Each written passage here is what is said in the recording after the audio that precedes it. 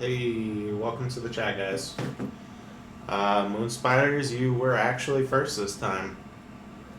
Not, not only were you the first person to say first, you were actually first. So, hey, Alyssa, welcome to the chat. Good to see you. I'm sure you're probably just gonna say gang and bounce, but either way, appreciate you stopping by. Let's see here. In a moment, get everything set up. Back to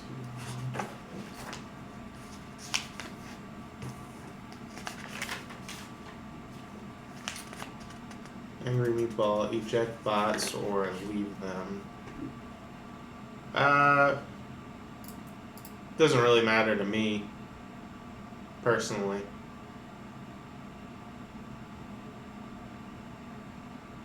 I think they're just probably data collecting bots for Twitch would be my guess, but I'm indifferent to leaving them in the chat.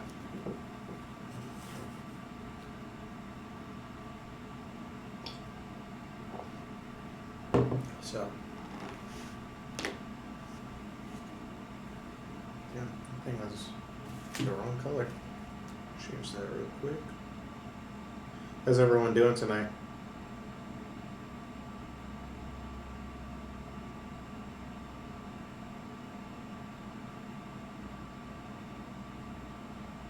There we go. That's not as bright. Hey, we actually got a handful of people in here already. Just finished the game. How'd it go? How was the session? And Spider says he's doing okay. Well, hopefully you'll be better than okay here in a couple of days, but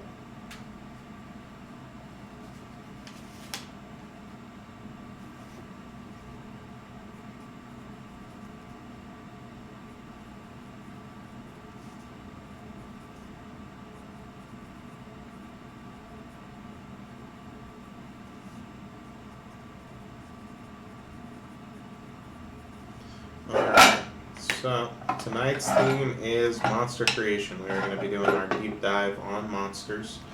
So we're going to take any of the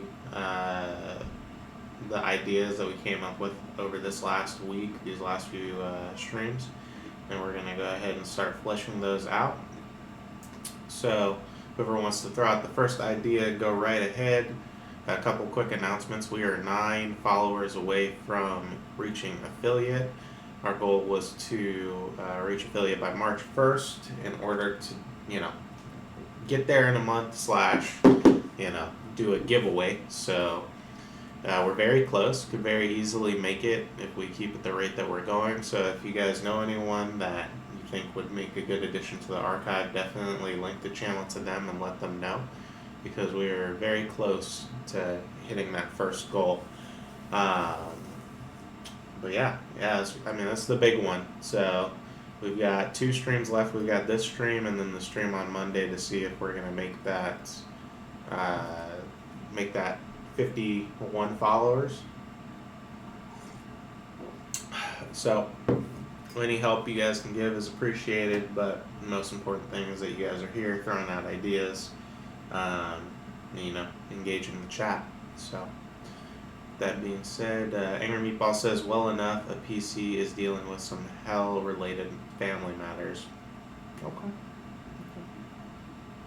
Sounds spicy. But anyone in the chat who wants to throw out the first suggestion for a monster that we can work on, we'll go ahead and start fleshing that one out and kind of just move through the list like we typically do. Or if anyone has a suggestion for what we should do for next week's topic, feel free to throw that out as well.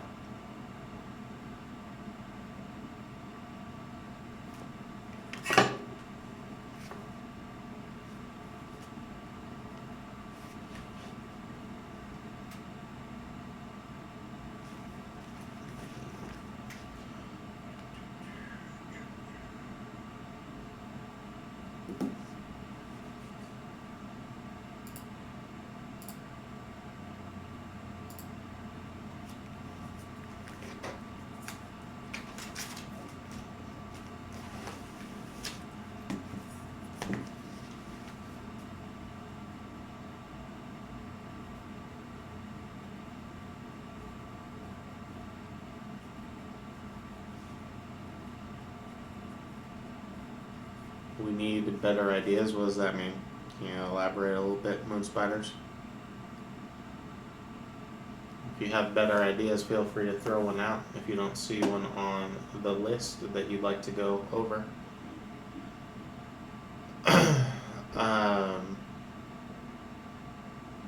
Is Catboy in yet? I'd love to do some elemental work, but I'd be remiss to suggest we start there without him. He had mentioned last stream that he was going to be watching, I think, the Book of Boba Fett with a friend or something. So he was going to be running a little later. So that's fine. We can wait to do the elemental stuff until he gets in. Had you thought of any ideas for your giant bug, your colossal bug? Maybe we could start with that. What's the mold one?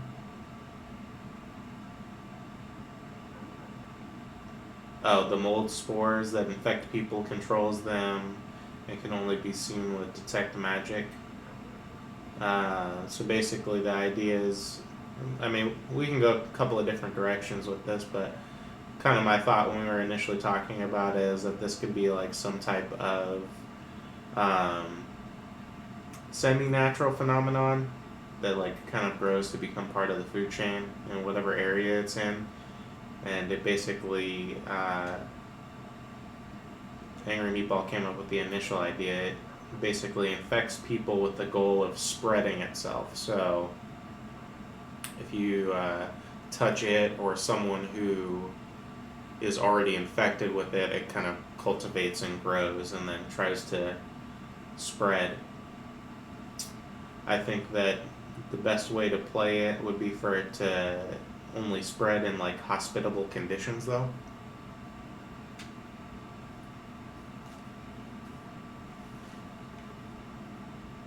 Moon Spider asks, Angry, did you get that from Archive 81?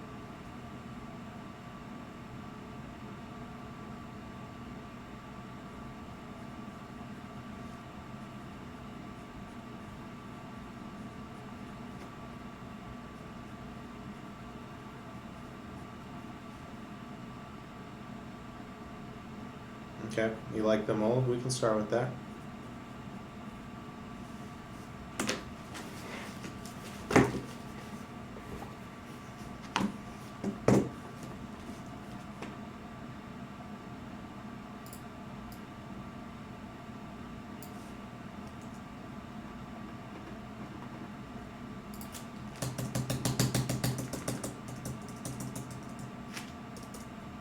Alright, so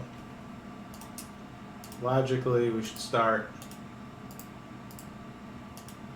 at the most critical point, in that we probably need a better name for this than mold spores.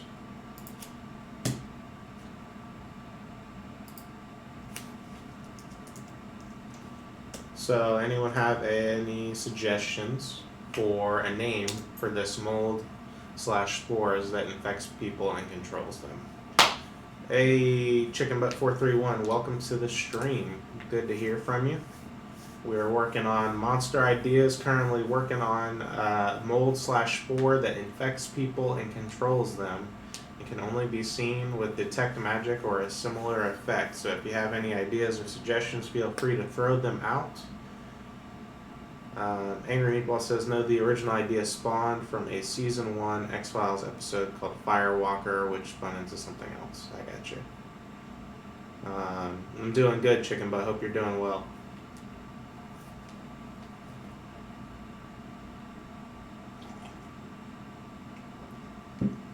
But yeah, what do we call this thing?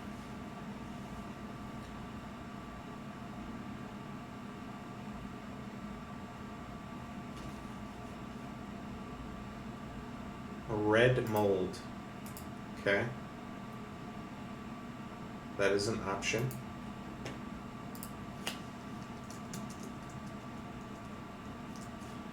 A red mold. Straight to the point kind of name.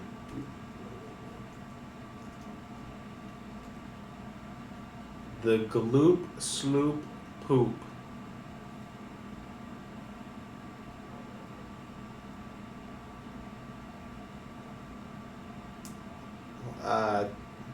chicken butt. That's an interesting name. I don't know if I will call my version of this the Gloop Sloop Poop, but it goes on the list nonetheless. The Gloop Sloop Poop. That's very scientific. Like black mold.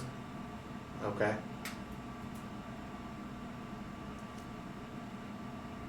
Angry Meatball says, I had given it a scientific name when I ran it. I didn't have a name for itself. Yeah, I more so mean just like what would people call this thing? Like it doesn't have to have a name so much as like a way it recognizes itself, but you know, obviously at some point if you're using this in a session, someone's got to figure out what it is and what it does. So what do we refer to it as? Red mold is fine. Does it, so, you know, does this thing have, since it's only detectable through, like, detect magic or a similar effect, maybe it only gives off that, like, one shade of color, right? So, like, maybe you see it with detect magic and it gives off a red magical glow, and that's how you're able to tell, you know, essentially what it is. But I don't know, what do you guys think? What do you think the mold actually looks like? Chicken Butt says, I don't have any names, to be honest. That's no problem. I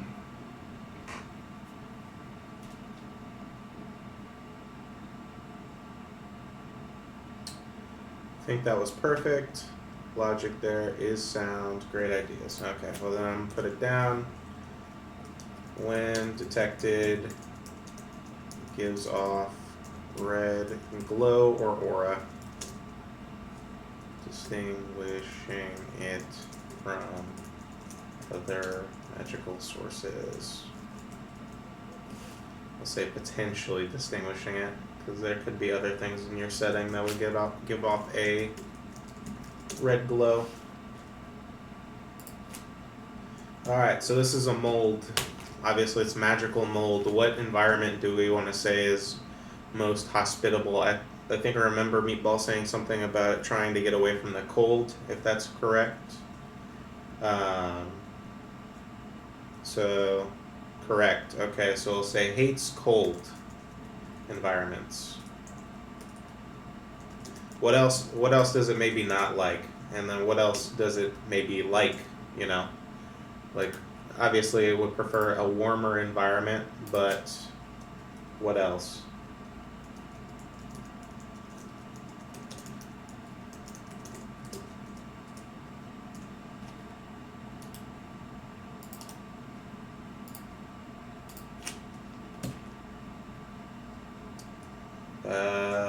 Warm and tropical environment, sure.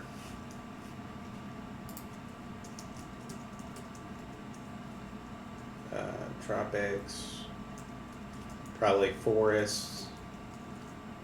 Like that's the thing. It has to be, where it grows has to be like relatively unique, in the sense that it can't just grow well everywhere.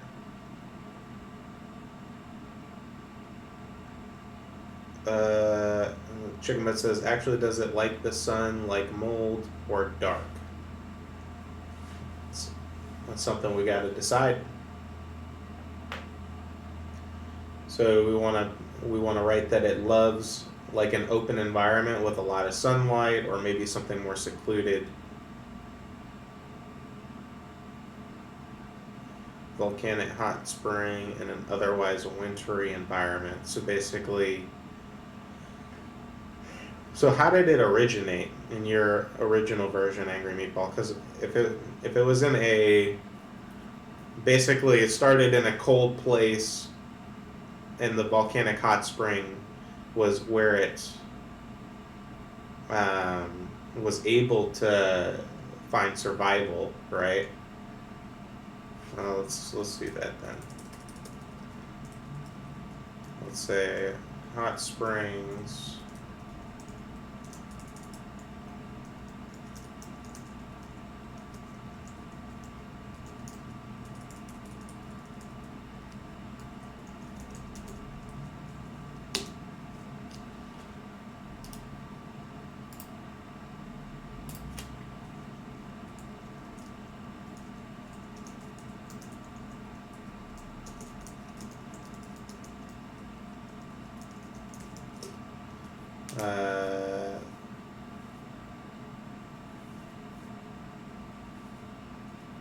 Accidentally transposed from the elemental plane of fire. Okay.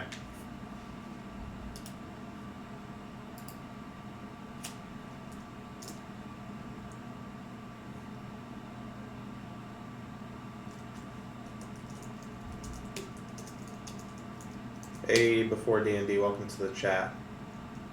So this thing comes from the plane of fire, but how is it created? Right? Like, obviously we can come up with that, but that's going to make a big difference in terms of, you know, how we functionally use it, how far it spreads.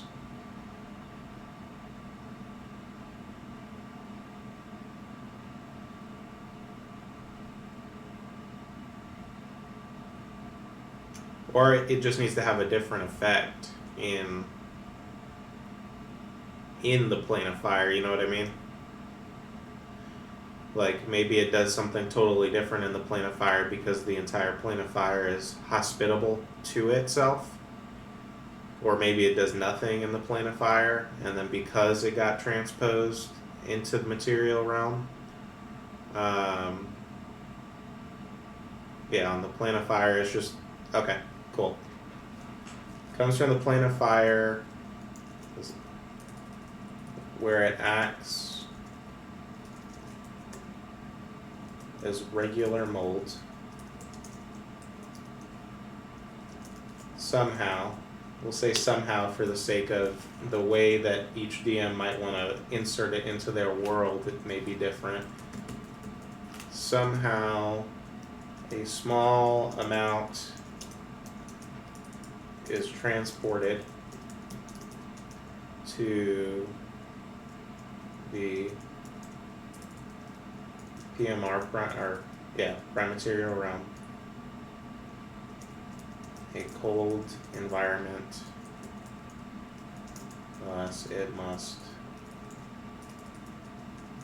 spread to survive.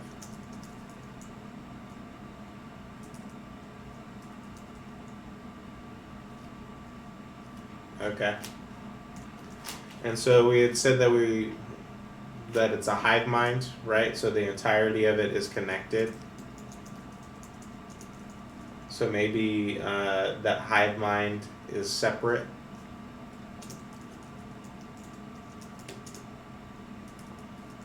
From the plane of fire.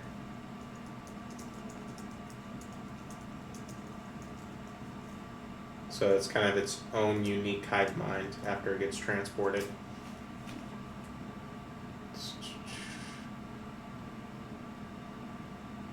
Yeah.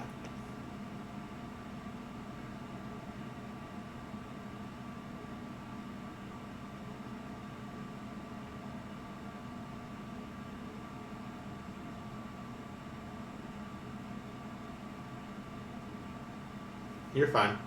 So the only reason I was taking hosts on the prime material was to transport across the snows like a spacesuit. Okay? I mean, I think that gives a pretty clear idea, right? Because from there, it's going to kind of depend on what you want to do as a DM with this. As far as the basics of the lore, is that this is just a naturally occurring substance, we'll say, in the plane of fire, right? When somehow it gets transported to the prime material realm in a colder environment, which is not hospitable. It's literally the opposite of hospitable. It's going to kill this mold. So now it has to learn and adapt on how to survive and begins to spread by taking and infecting hosts. That we could even say that the reason why it infects a host is because their internal body temperature is able to keep the spores alive or the mold alive while they're being transported. So it can survive in those colder conditions when attached to a host. So it spreads specifically for survival, but obviously the fact that it's kind of mind controlling people maybe it has like some secondary effect, like even after, how do I say this? Like basically, we would need to decide once what happens once someone is taken over by the spores. Like, are they able to be returned to normal? If the spore finds a home and decides to leave the host, what happens to the host at that point? Or are they always just going to be a spore zombie? But otherwise, it's pretty fleshed out from a lore standpoint and a mechanic standpoint, and then we can start thinking about what creature types look like in terms of like what does an infected stab block look like, what is maybe what is maybe like a larger body of this mold do. I would imagine that the mold is either resistant or immune to fire damage, things like that.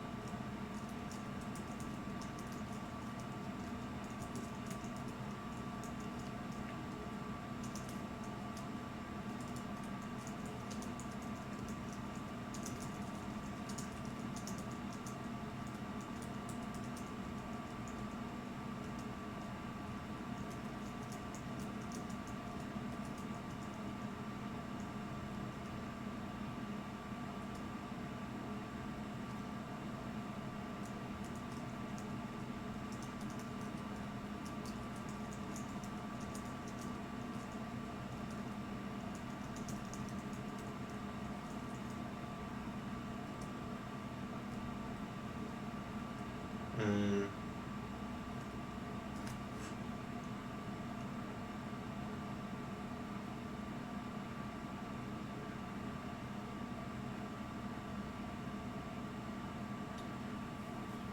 Meatball, what do you think we should make the DC for the infection, right? Like, obviously, you touch it, you walk into its path, you touch an infected, you have to make, well, probably either a wisdom or a charisma saving throw to not be dominated by the infection. How high do we want to make that DC? Depends on how high a level you want the encounter to be. Fair enough. Hey, personalities, welcome to the chat.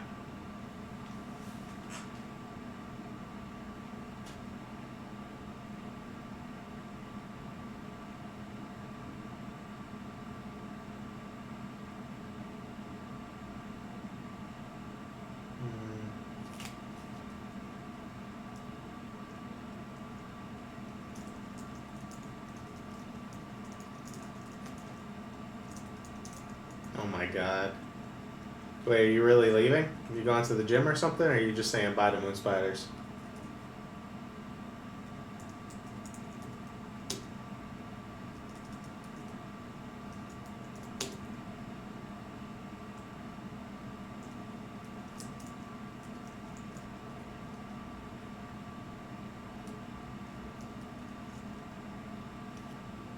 Okay.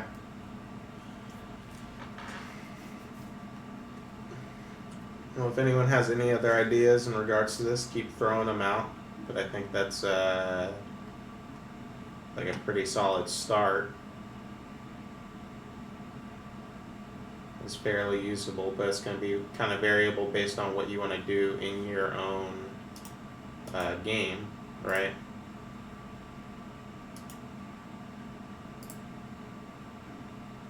as far as how far spread you want it to be, and those kind of things.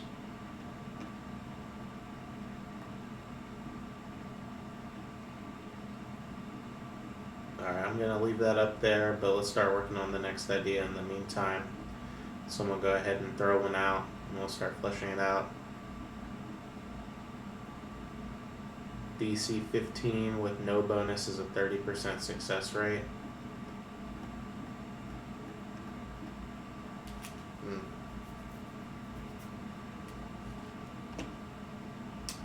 Yeah, I mean, it really is going to depend on how hard you want that encounter to be, you're right.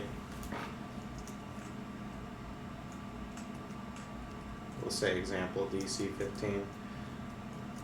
Because you would want, like, if you want to make the DC that high, you definitely want to make sure that the area that you're using it in is controlled enough. Just because, like, that's just going to spread quickly. You get that in a town. We got a first time chatter. Huge melons. Alright. Says, hey big boy. Hey huge melons, how are you doing?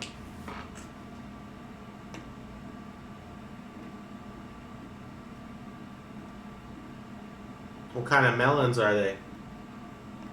Are they watermelons?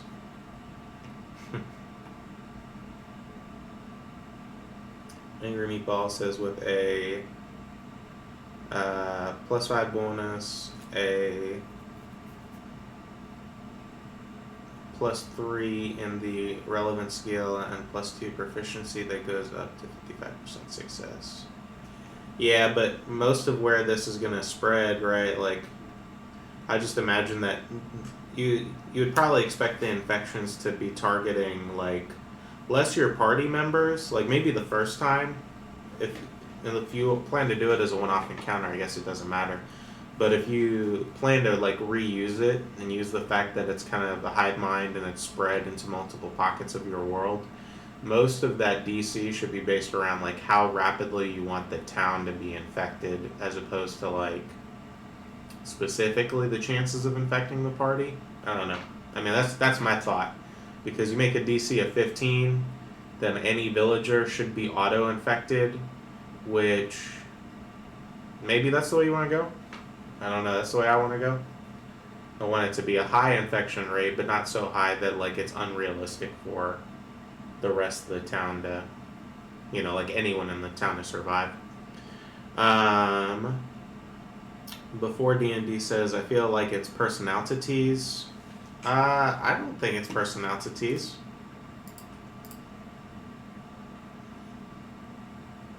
But who knows? Huge Melon says, better now that I you to watch. Alright, well that was a sentence, kind of. But welcome to the stream. If you haven't already, definitely hit that follow button. That helps out a lot. We're looking for 9 more people so we can actually do a giveaway here in the next couple weeks. Personality says wait. What are we waiting for?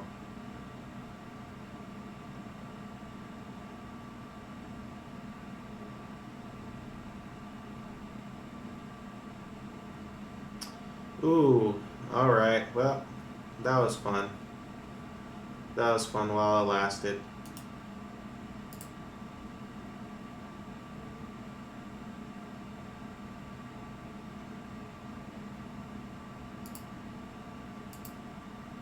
Yeah, I can't be linking that in my stream. If I can figure out how to...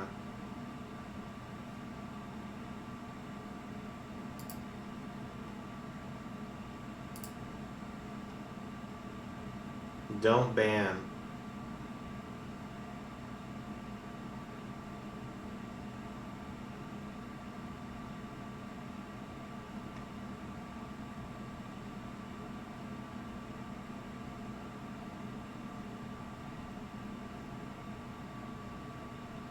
Appreciate that, Angry Meatball.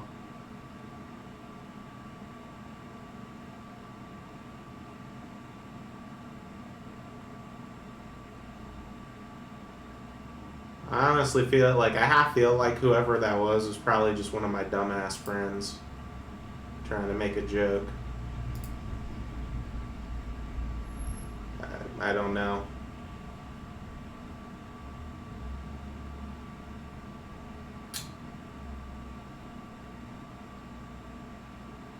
If you're having the town be infected, don't set a DC for that. Set this percentage of the town will be infected after this day, or roll to have it be flat D6 or D8. Fair enough. That's fair. But yeah, personalities. No idea who Huge Melons is. Thank you for joining the archive, Huge Melons.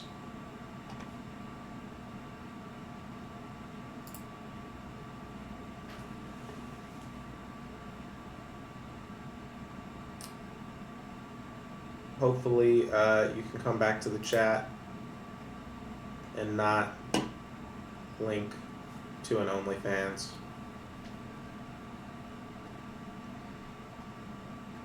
Because we can't be doing that. But before D&D says BRB, I'll investigate. And Angry Meatball says DCs are for players. That's fair. That's fair.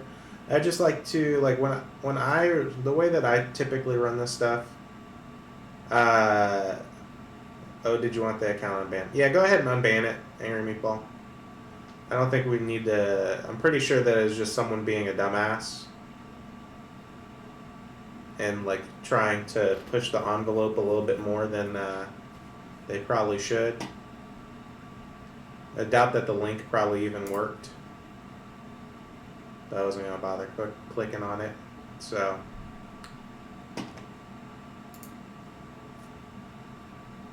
appreciate it. Yeah, I usually just like to interconnect that stuff. Like, not so much that I would use the DC specifically on the townspeople, but like I base that percentage on the DC, if that makes any sense. But I always sometimes forget that I'm the DM and I can kind of do whatever I want. I don't necessarily have to make it as cookie cutter or perfect like that. Let's see. I really wonder who that was. That's our second interesting little outburst this week, you know? No, actually, this one's probably more interesting than the last one. That was just a bot linking some BS last time. But, hey, we're 35 minutes in and one less follower away from reaching our goal of 51. So we officially need 8 people in order to reach affiliate. Before D&D said, I still think it was the person with the biggest dick. Personality says, nah, it's my arch nemesis. Oh my god. Yeah, I couldn't see personalities doing that. I really could not.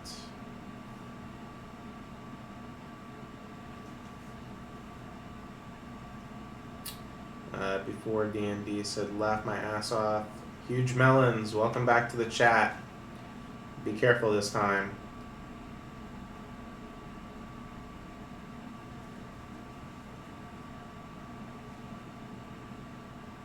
Illuminati.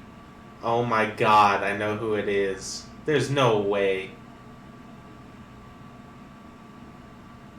There's no way that it's her.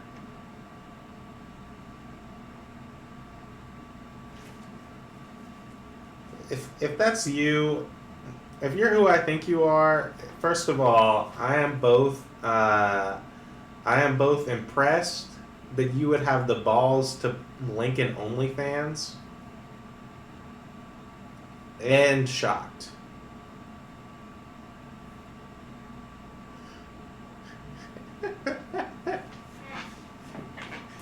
Oh my god.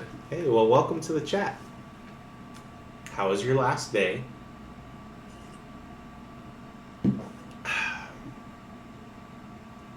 Another member of the council.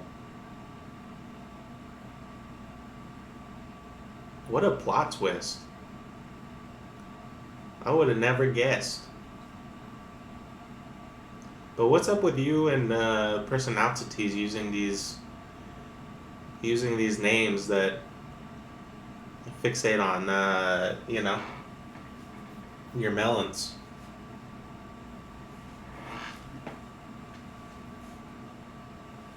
Lovely, I'm glad to hear that. You do have huge melons.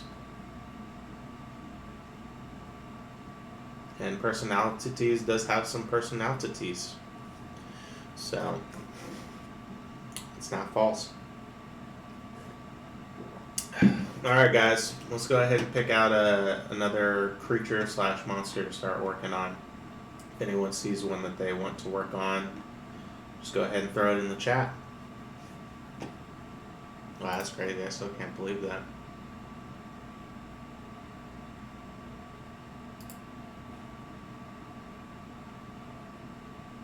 My personality is thicker. Oh my god.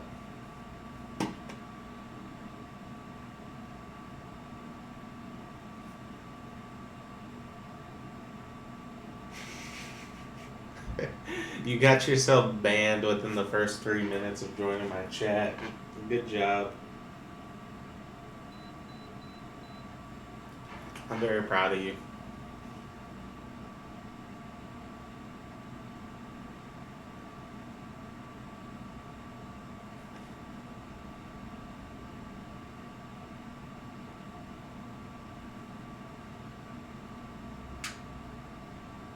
Before D&D, how was Elden Ring?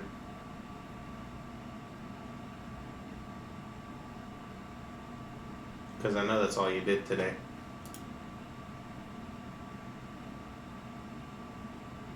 Personality says I'm about to hop on Elden Ring right now. You gonna stream it?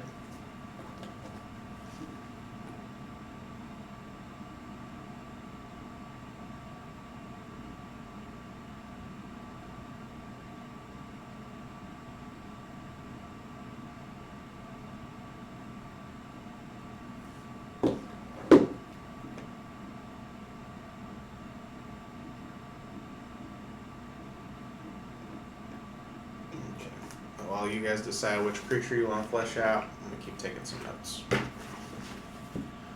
Because I got a one shot to run next Friday.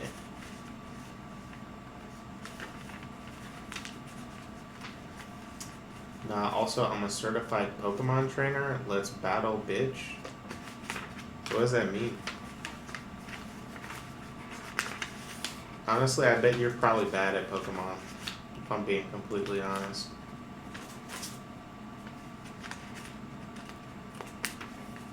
I was a king. I was a literal champion when it came to Pokemon back in the day.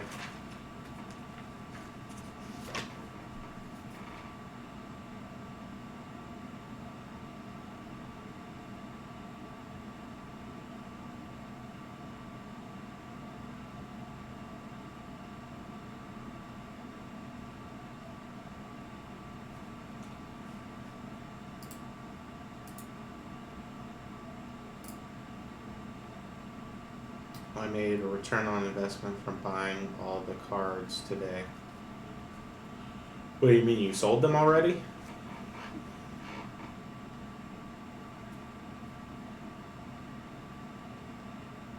I still don't get why you bought Pokemon cards randomly.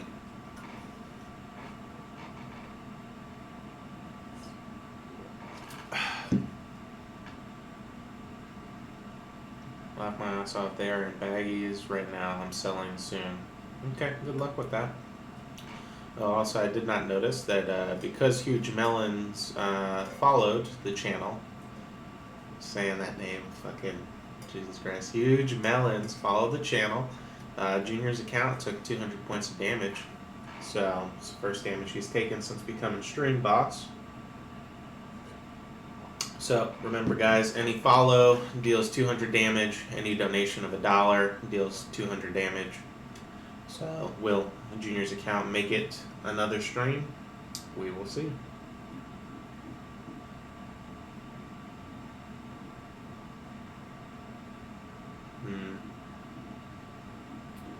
No, let's since since we're trying to avoid the elemental stuff.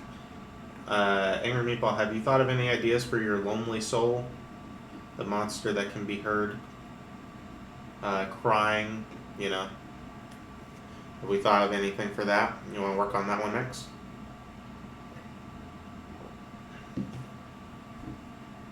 Sure. Cool.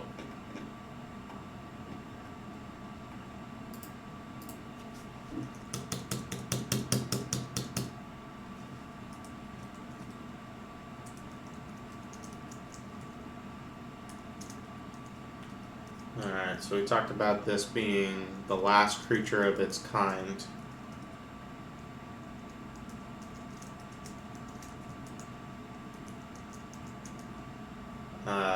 And its cries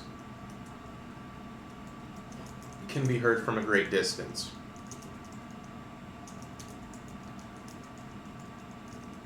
So what kind of creature are we thinking this is? Is this something like wholly unique? Is this going to be a creature that is maybe a little bit more common traditionally speaking, but in this case is like been thinned out or driven to the point of extinction?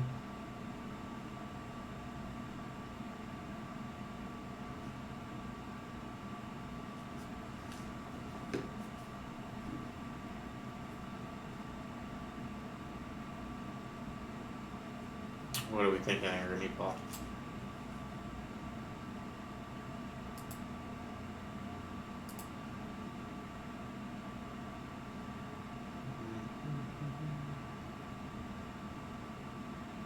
Wait, who the fuck is Melons?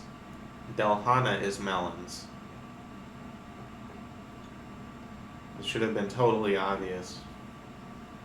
Once she dropped the Illuminati sign, there's only 2 people in the Illuminati who haven't even entered the chat, and you know it's not. Okay, well that's what you get for dipping in and out. But it's definitely not Toshishiro.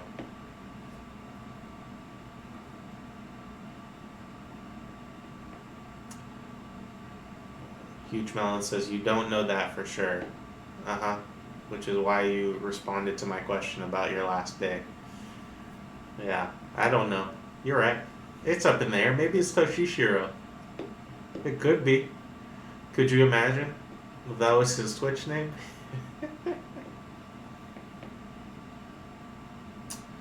I had first envisioned something person-shaped, but I don't know if that's the direction to go.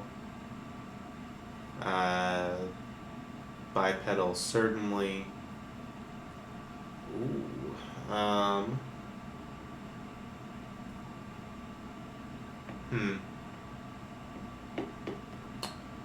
What am I thinking?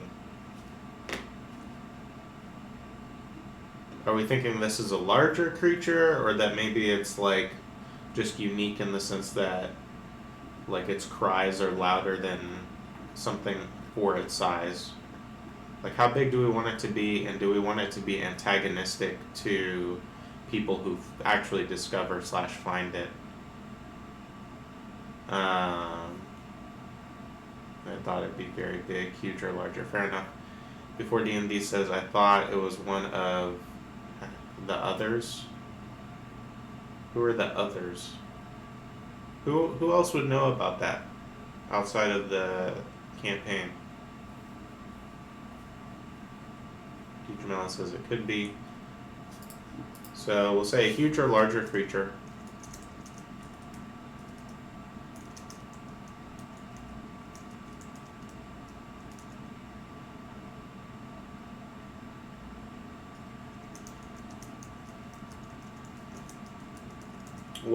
What kind of area does it live in, right? Because obviously it would have to be in some type of area that its larger size would not make it, like, would not compromise the fact that it shouldn't be like easily visible to people, or it should be like in a very open area where it's super easy to find, but most people aren't willing to engage it, like maybe it blocks a passageway between two towns or something like that, so people, assume that it's violent and then do not try to engage or cross it.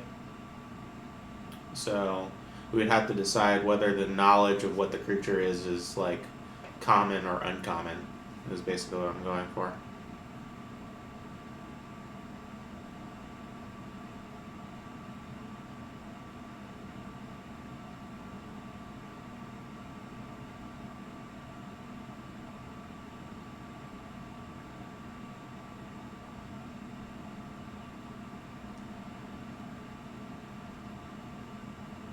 Let's see.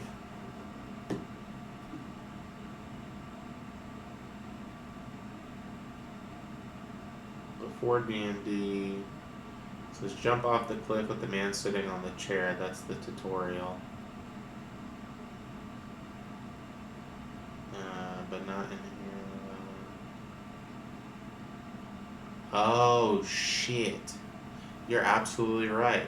The others, bro, those who shall not be named. I doubt that they know I'm streaming. Personality T says, I'm engaged to Melons, by the way. Congrats on your engagement. Huge Melons does not seem to be as excited about it as you are.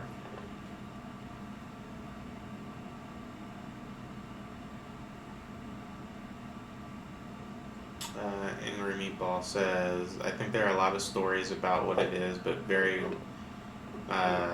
little actual data. I'm a little tired. Too tired for my game, it seems. No worries. Take your time. You're never going to make as many typos as me or before D&D do, so there's no problem. They might know everything, bro.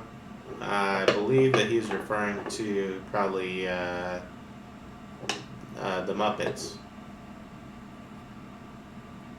The Muppets and Tap.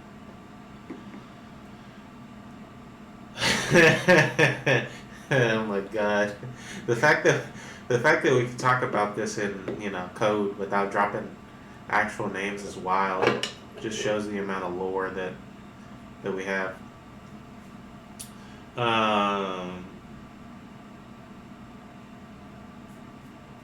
Very little actual data. So you think it would be in like a mountain range or a forest, or what kind of setting do you envision this in?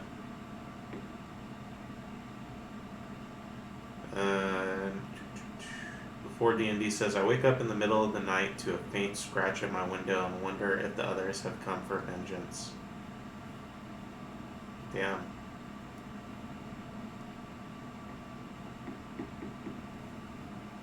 I don't think it would be a faint scratch.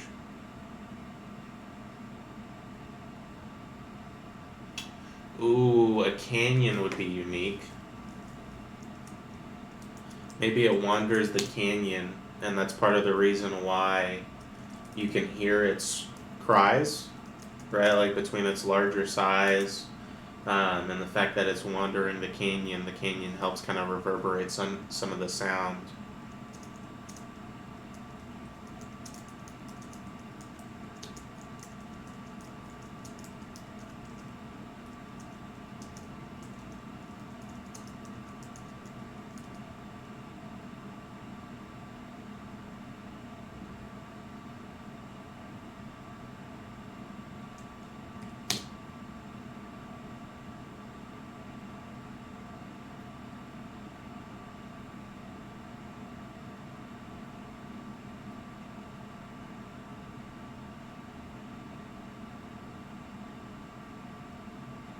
Yeah, there are a lot of ways you could go with this.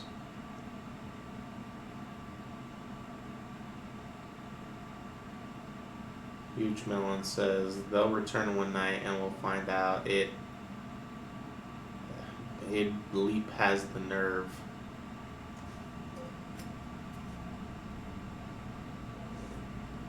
I don't think they'll return.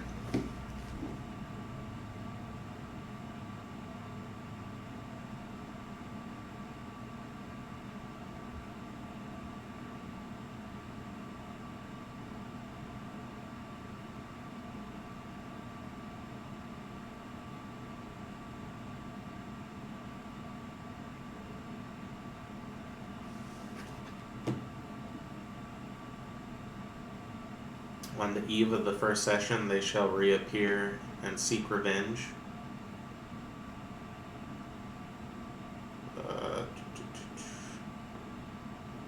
I doubt it. Who knows, though? Let me look it up. Let me look it up for you, Angry Meatball. Let me see.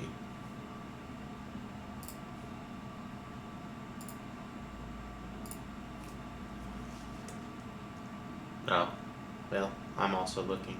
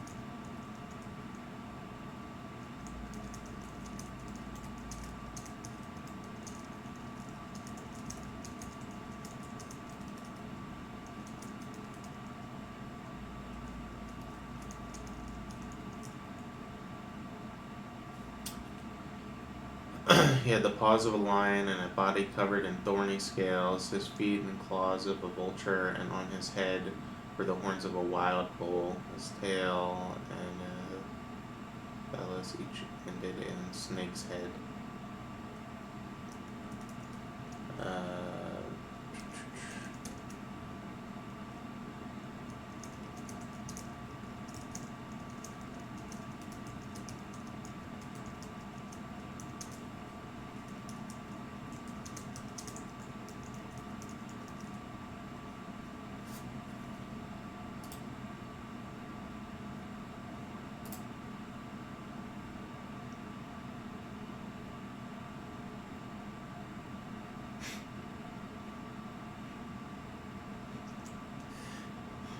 Huge melons. Did you just type tee-hee?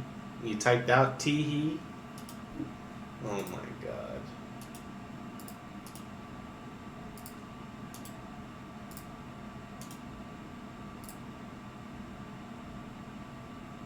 Let's skip that. Okay. I mean, I honestly just imagine like maybe even a literal giant of some kind.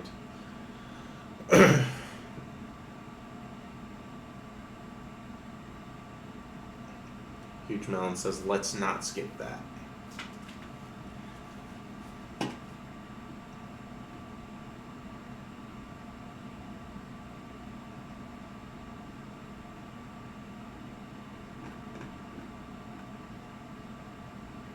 You want to think about snake phallus?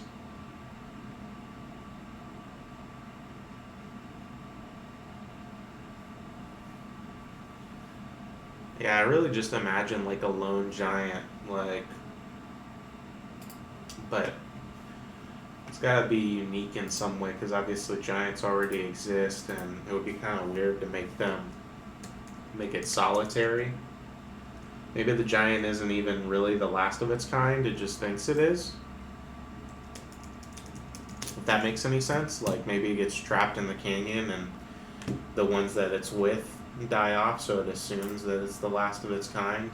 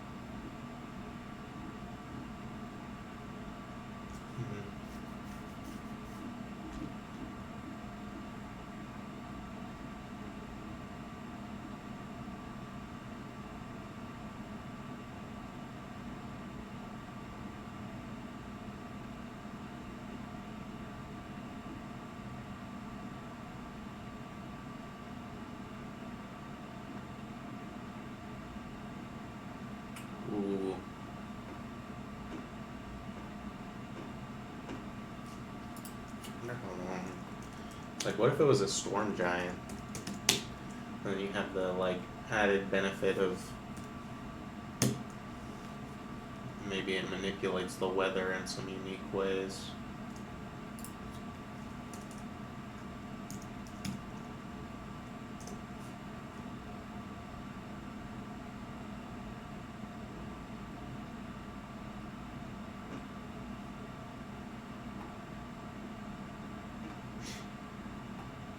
Like, I could see a storm giant fitting this. A little less unique in terms of the creature itself. Why am I imagining a fat gray blob that sits around and eats rocks all day? There's nothing wrong with that. If that's the direction you want to go.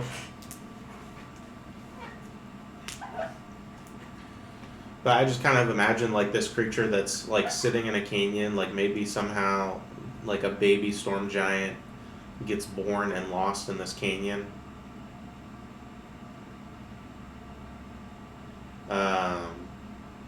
And so then, like, not only can you hear its screams, but maybe its screams and its shouts, like, have an influence on the weather around the canyon, which makes it, you know, like, even more dangerous.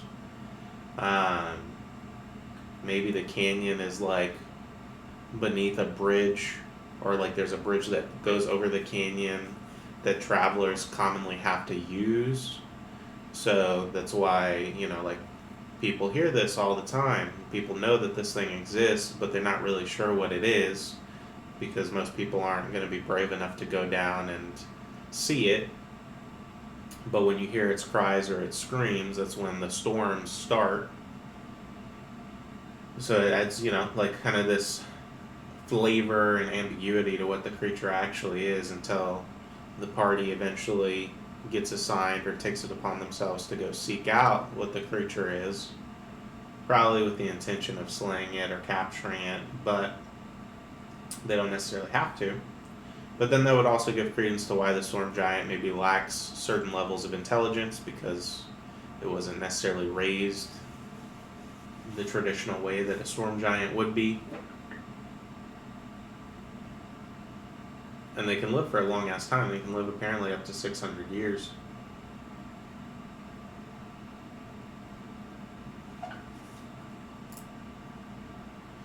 "26 feet tall." I'd say that's pretty big.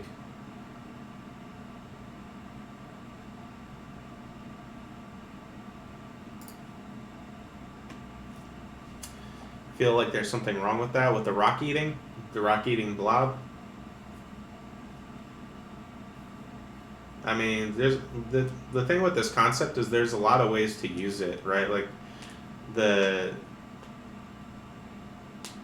concept of a lonely creature that gets mistaken for being evil or malicious is like super, you know, super common. But I think it really just depends on what setting you put it in to determine what creature it should be. Like, I really like the idea of if it's a canyon equaling a baby storm giant. It just has a lot of flavor. And maybe if it's a forest or a cave even, you do the fat blob that eats rocks. Probably need a better name for the creature than that. But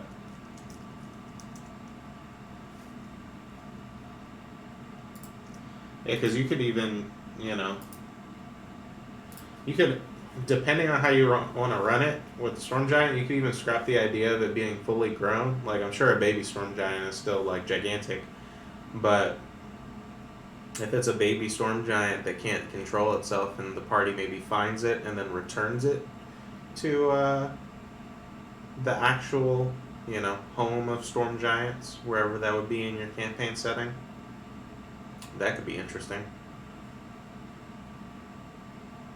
Personality says, I'm going to go through my Pokemon cards and find inspiration. How many Pokemon cards did you get? Angry Meatball says this sounds like the most recent iteration of King Kong. I actually haven't seen the most recent.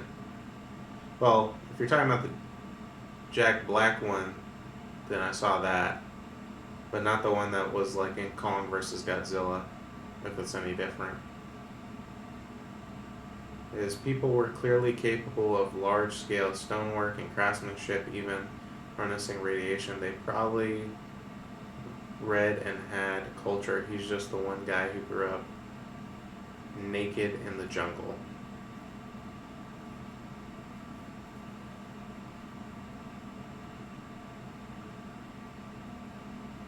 Yeah.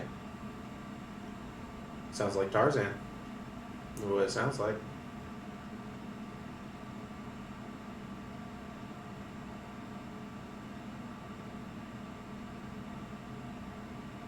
"12 packs. It was a weird direction to take a 60-foot ape, let me tell you." I'm not surprised.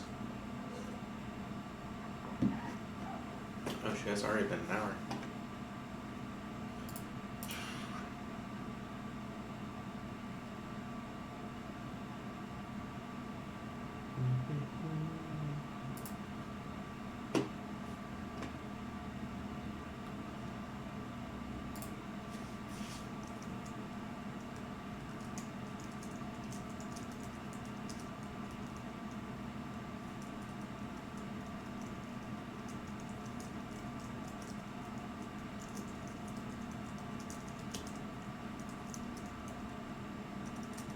Yeah, I mean that's just, I don't know.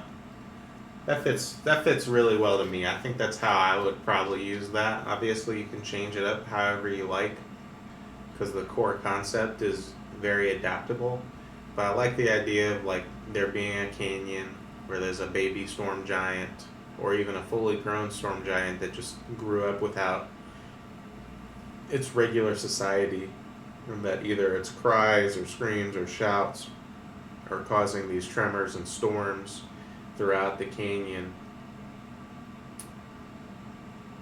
I like that a lot. Catboy Tad says, "Hi guys, welcome to the chat, Catboy. Good to see you. Hope you're having a good day so far."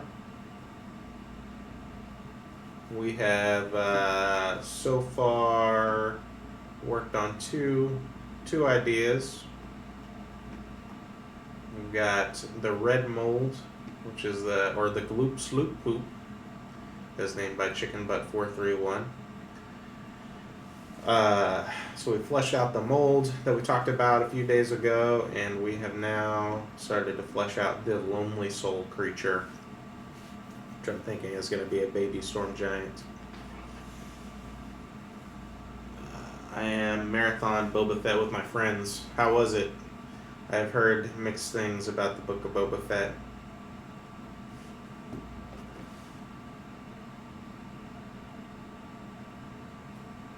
So great. Okay, well, good. I'm glad you had a good time.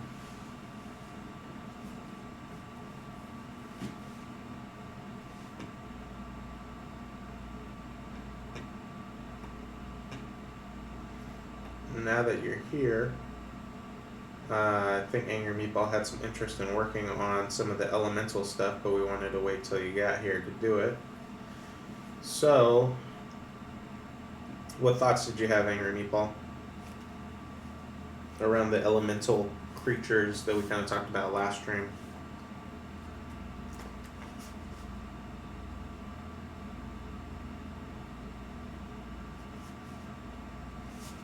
And Catboy says, then you get hit with the feels watching the latest episode of Hill of a Boss.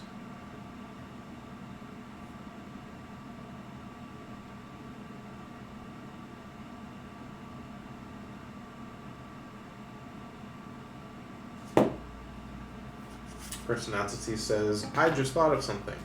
What'd you think of Personalities? And how long have you and Huge Melons been in your, how long have y'all been engaged? When's the wedding?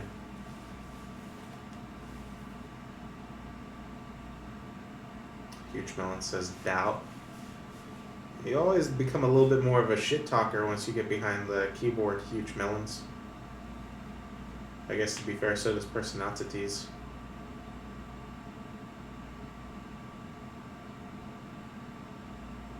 We got a keyboard warrior. Laugh my ass off. I'm starting to think it's not the Huge Melons I know. Don't be surprised. She is quite the keyboard warrior. Maybe you just didn't know who she truly was.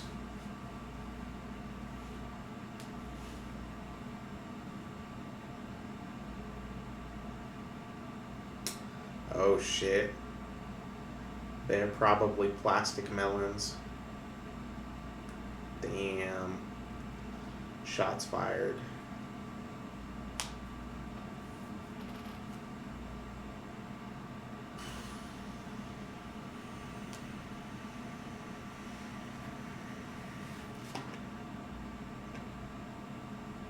These are as real as they get.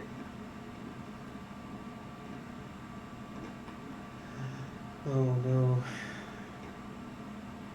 This shit always happens on Saturdays, where I have to question what the stream even is. Picks or it's not real.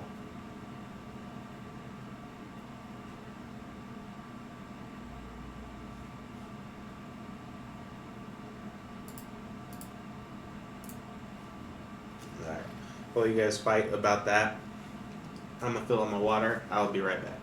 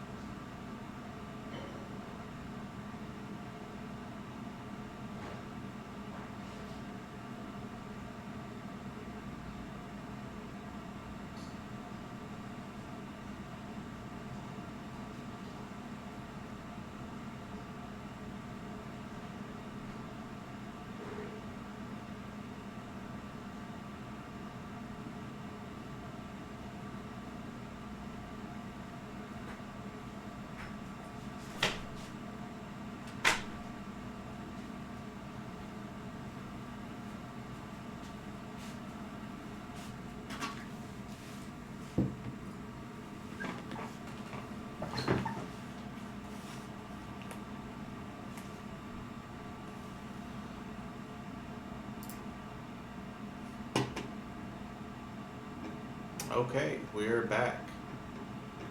Angry Meatball says, I'm intrigued by the corrupting cold and what might be causing it. Right? Okay. Go ahead and make...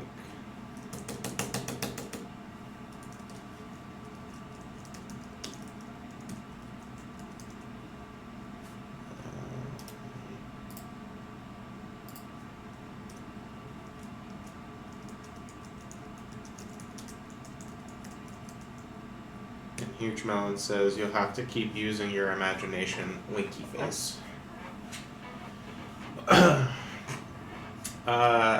Yeah, so thoughts on what causes the corruption, right? It's kind of like we talked about the other day. If we're thinking about elementals and what could possibly change,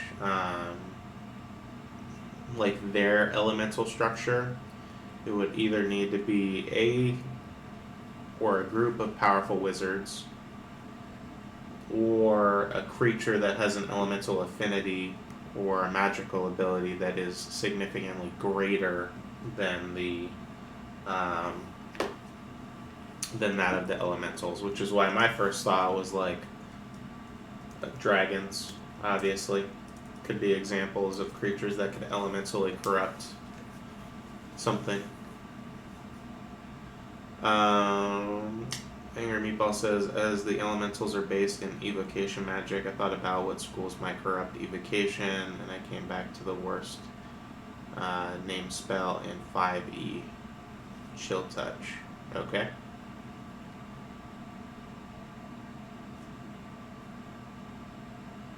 What schools might corrupt evocation? Before D&D says, bro, Elden Ring is legit, you should put the Elden Ring as a magic item. What does the Elden Ring do? You already got the Elden Ring? Sounds like a short game.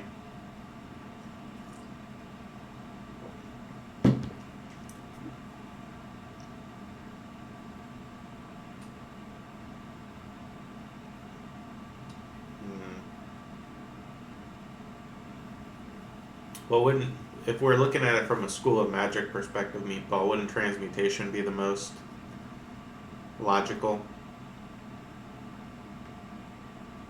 Before D&D says, nah, 0.5% of the game. Ren.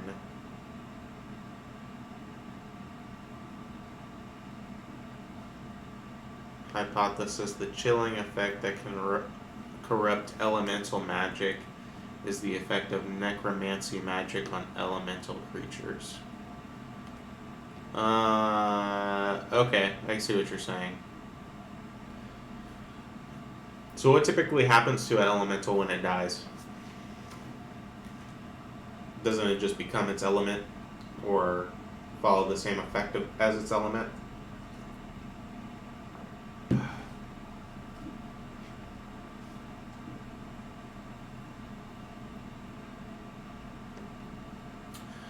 Because keep in mind, this is like from the original proposal from Catboy. This is like taking a flame elemental, for instance, and then corrupting it with the power of specifically like cold magic. And while necromancy does typically fit like the theme of cold, I don't know that necromancy is the in and of itself is the cause. But obviously, you know, we can have different interpretations. I could see there being. I don't know much about elementals in the way of like what happens to them after they die. Okay, that's what I thought. Typically, yes, fire sputters out, earth collapses to dirt or dust. So they basically become nothing, though. So. But I mean, there could be like something entirely different there of like, what if you used necromantic magic on a elemental? What would that create? Because the beauty of the elemental corruptions in my mind is that they shouldn't be limited to cold, right? Like you should be able to do the same type of corruption with fire or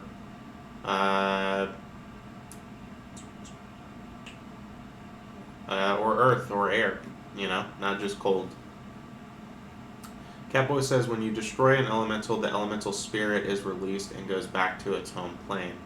So that could be another type of corruption, right? Like, so what if you went to an elemental's home plane, found the spirit, and corrupted it with necromantic magic? What would it create at that point? I don't think it creates a cold elemental, personally. I think it would create, like, something entirely different that is arguably even more badass. Like an undead fire elemental. How that would work, I don't know. Like what the difference would be, I don't know, but it sounds cool.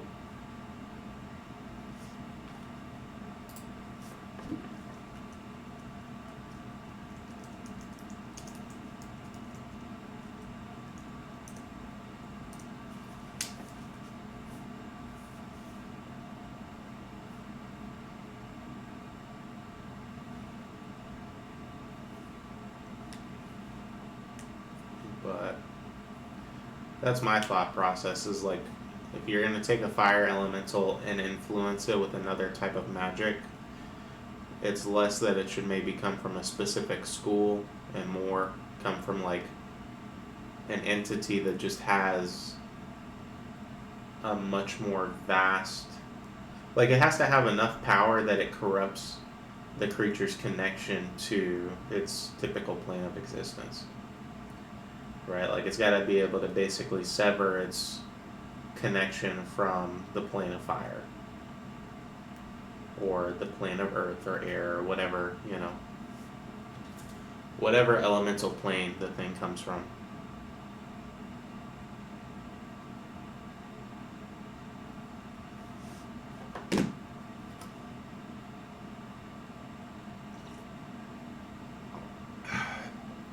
But in that theme, what are some other creatures that might be able to actually do that, right? Because the first two that come to my mind, like I said, are of course dragons, and then a group of powerful wizards. What could actually corrupt or change a elemental, regardless of what way we say they do it? Who can actually do it?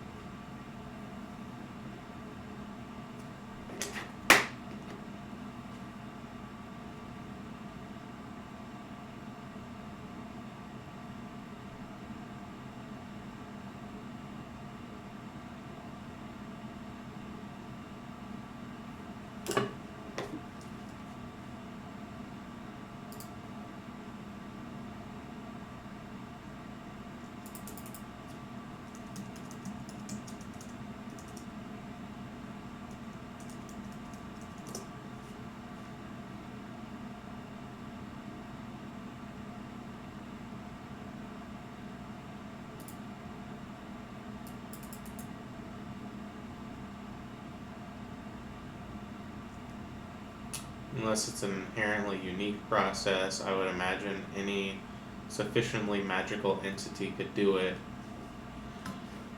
If you learn the magic and have the will, you can do it. It doesn't have to be. I would call it more rare than saying it's inherently unique. Like, in the case of my setting, it could be the type of thing that maybe the process was well known at the time, but the art is lost. So only a few people know how to do it, right?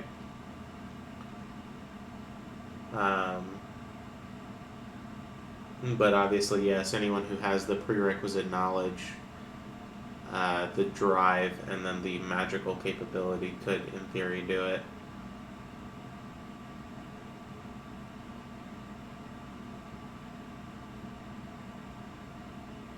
Well, there are specific ways to transform elemental creatures, as evidenced by the invisible stalker and water weird.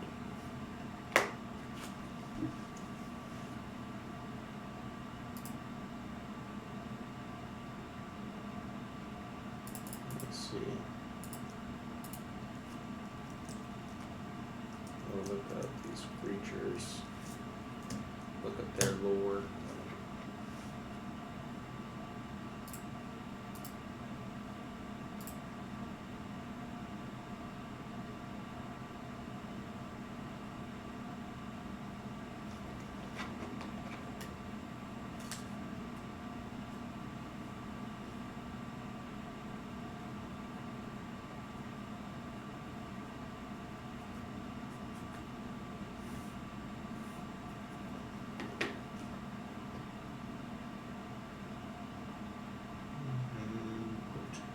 Catboy says, "Oh, and I noticed just now the water weird has an alignment change by being has its alignment changed by being bound to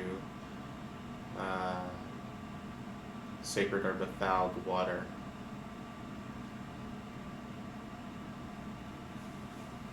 So is this something inherent to the elemental planes themselves and is simply rare on the prime material?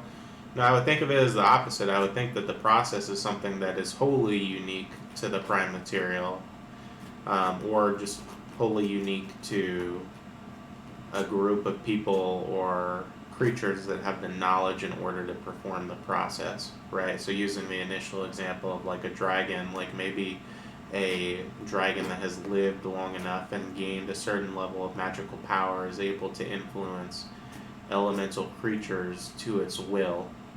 So if it's like a white dragon, well, maybe it can still influence a fire elemental that has somehow made its way to the prime material realm because it is more elementally powerful than that elemental in its connection, right? So it's able to influence and then dominate said creature, giving it new abilities and cutting off its tie to its original plane. That's the way that I think of it, at least. And same thing, if you have a group of wizards that knows how to perform the ritual, you could effectively summon the Spire Elemental and trap it, subdue it, and then change it. So maybe the corruption is some magic done to the substance the elemental spirit is bound to. Yeah, could be. Could be to the substance or just to the spirit as a whole, because if the spirit is here on the, if the spirit exists in the prime material realm until it is, I'm trying to say. So like when a fire elemental comes to the real world, so to speak, is the spirit there, or is it just a manifestation of the spirit?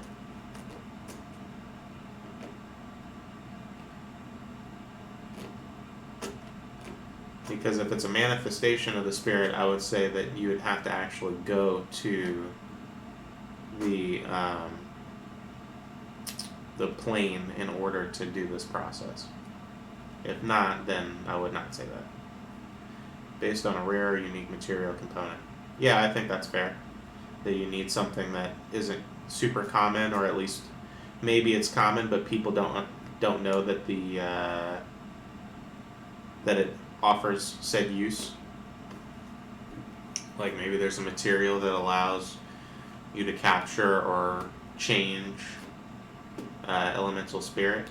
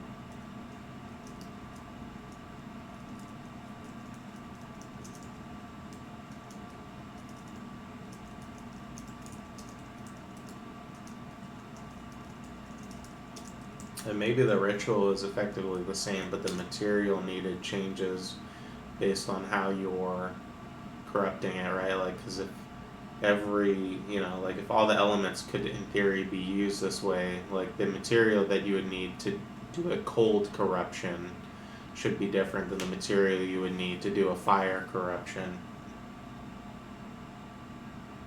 Through the use of a ritual.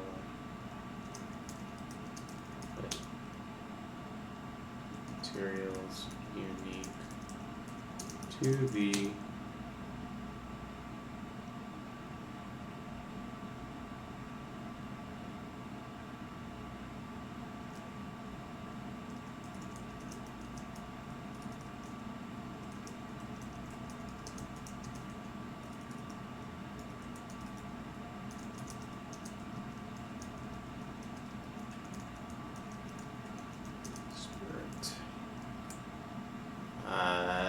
says both conjure elemental and summon elemental say that you call forth an elemental spirit. So then I would say that you can do it on the prime material. So the entity that inhabits the material is here, but it's only tied here for as long as the spell is maintained. Then it goes back to wherever it came from. Yeah, so I would say that the corruption process or ritual actually traps the spirit.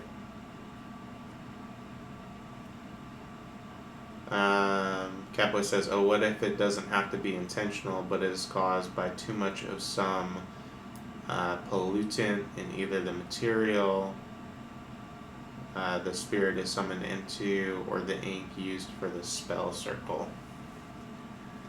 I mean, I could see it being non-intentional in certain ways, but it becomes a little more complicated because then, assuming it's unintentional, then it takes away the character purpose of the summoner, if that makes sense, right? Because like if you're just a party, like a you're a druid who uses like a conjure elemental, and you see that the spell didn't work correctly, and you conjure the wrong kind of elemental. Well, either A, it's still going to follow your command and you're going to use it and then dismiss it, or you're just going to dismiss it there on the spot. I think intent is probably important in this case, just because otherwise the only other way you could do it is that when the creature is summoned, it has to have its own will.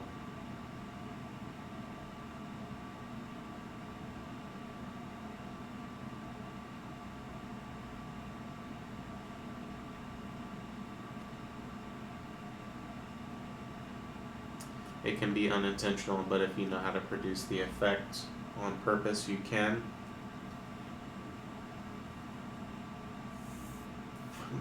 But more so my thought is, if it's an unintentional effect, what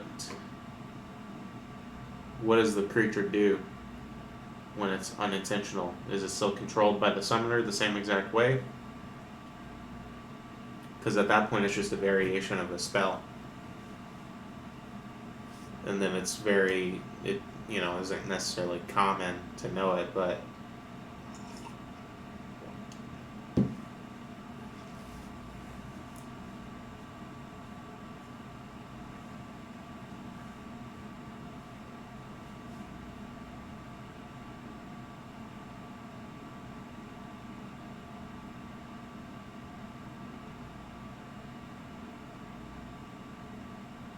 like, does the creature run wild? Does it start raging? Or does it just act normal? Outside of obviously appearing different and having some newer, unique abilities.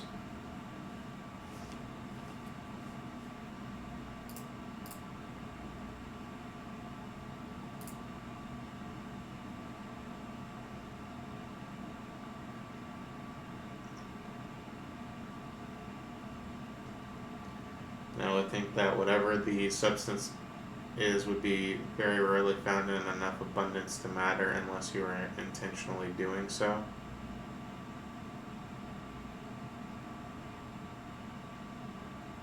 Yeah, so what I'm saying is, let's say you're a druid and you accidentally summon a cold fire elemental.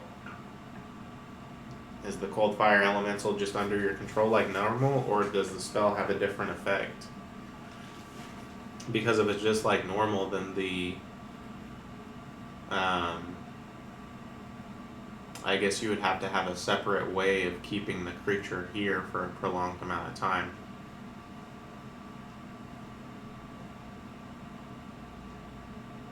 Which is where the intentional part would come in, is actually trapping the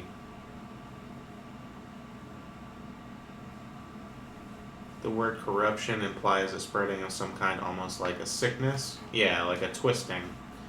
You're changing something into something that it wasn't before. You're corrupting what it is naturally and making it unnatural by comparison.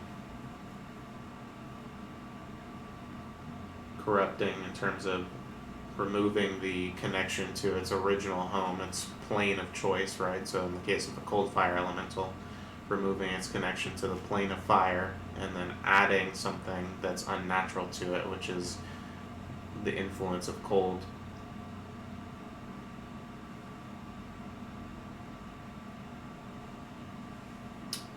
Well, if we keep the corrupted version being stronger, I would think it would have to be harder to control or not be controlled as long.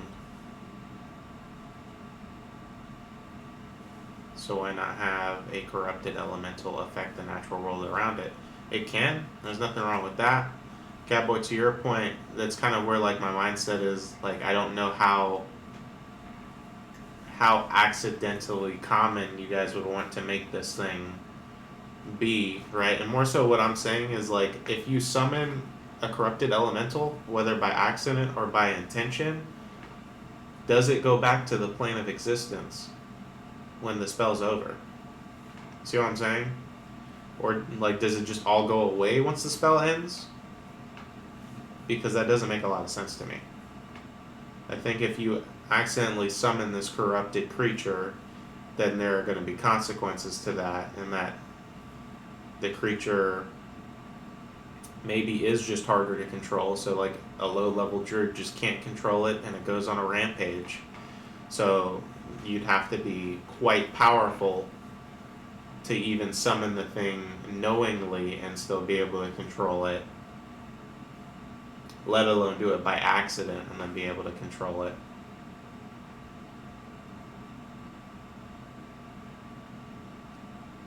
Secondary effects shouldn't end, but the spirit itself should be free to go back. I disagree with that personally. I think the beauty of it, right, like especially from an intentional spell standpoint, is that the corruption is really that of the spirit. So if you're corrupting the spirit, it shouldn't be free to go back, because that's what makes the corruption most fucked up. Otherwise, you could just create a spell that conjures the secondary effects. The primary thing is you're twisting and trapping and stopping the spirit that has its own value and natural existence, and you're turning it into something else and keeping it from returning to its home, whether intentional or not. I think that's personally to me how it would make the most sense. Cowboy says, I think it wouldn't go back when the spell ends. Yeah, same. I think when the spell ends, unless you're supremely powerful over this creature, it just doesn't do what the fuck you say anymore. That's me, though.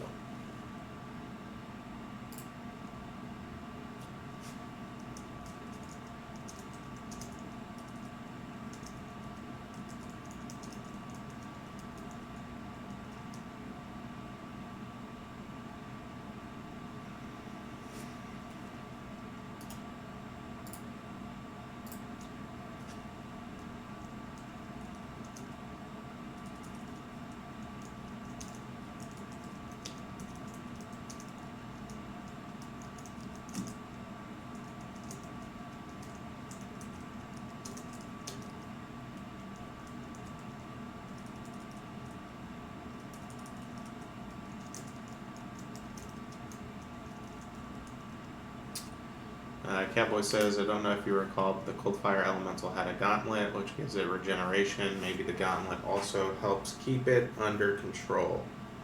Yeah, maybe. I mean, maybe in order to corrupt and control one of these things and stop it from returning to its elemental plane, you have to create one of these gauntlets. And maybe the gauntlet, maybe it's a pair. You know, you summon the creature, put the gauntlet over it, causes the corruption. The gauntlet maybe houses the same material that's the cause of the corruption, right?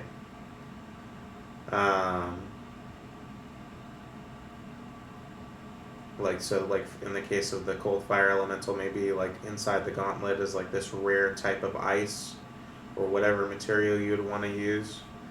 And so you have these two gauntlets that are paired together that allows for the controlling.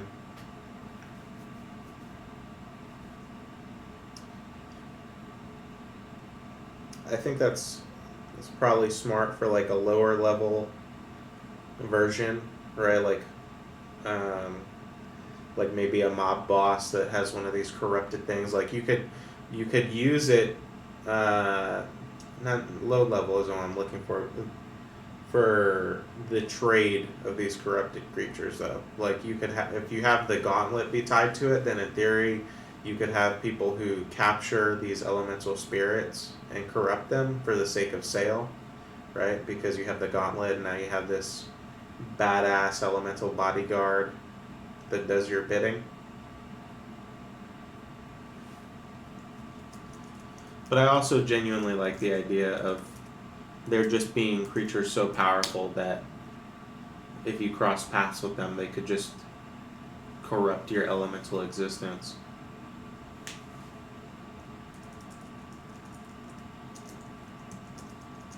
Because I don't think it's ridiculous to say that fire elemental runs into an ancient cold dragon, that ancient cold dragon could be powerful enough to corrupt and bend said fire elemental without needing a gauntlet or some other tool.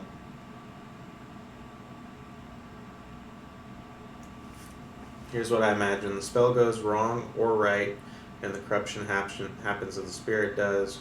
What it does, it infects the land.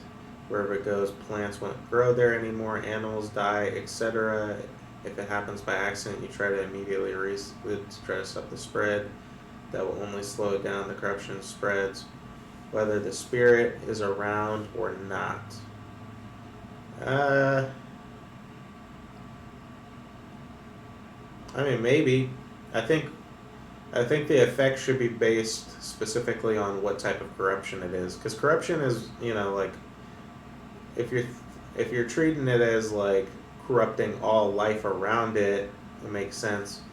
But I don't know.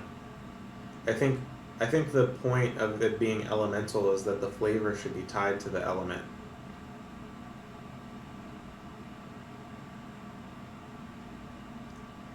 So,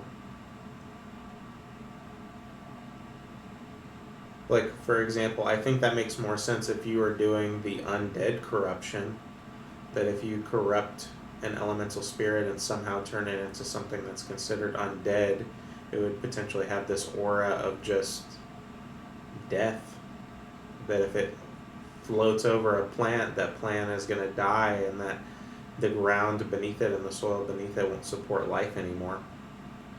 But I think if you make it a, cold fire spirit, it's not necessarily going to produce the same type of quote-unquote corruption. But Angry Meatball says, the problem with this is that the spirit is only on our plane by your will for the length of the spell. It doesn't go back when the spell ends. You just found a way to trap elemental spirits on the material plane.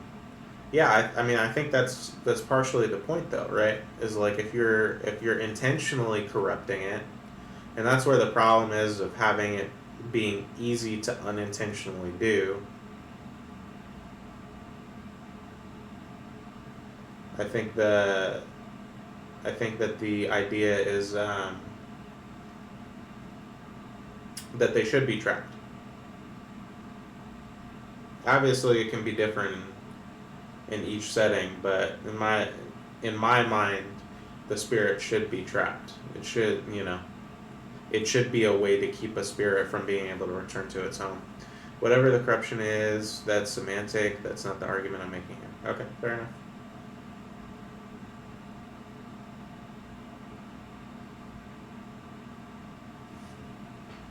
I agree that it should have some kind of effect.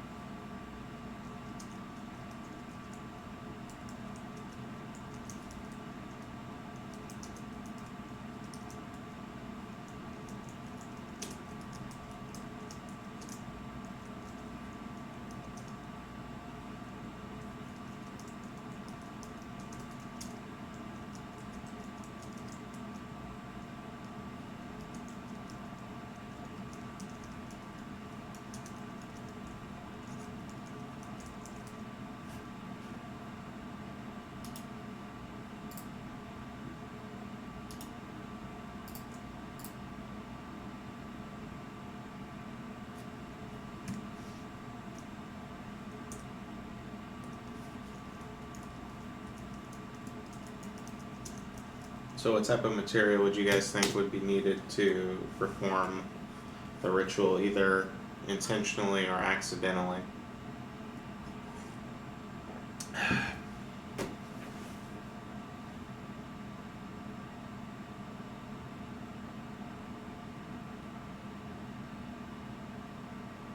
Don't back down from your points like that. Defend your position and write it down.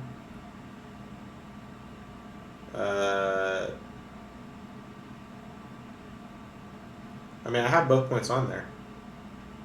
That's what I'm saying, is it's just a matter of preference.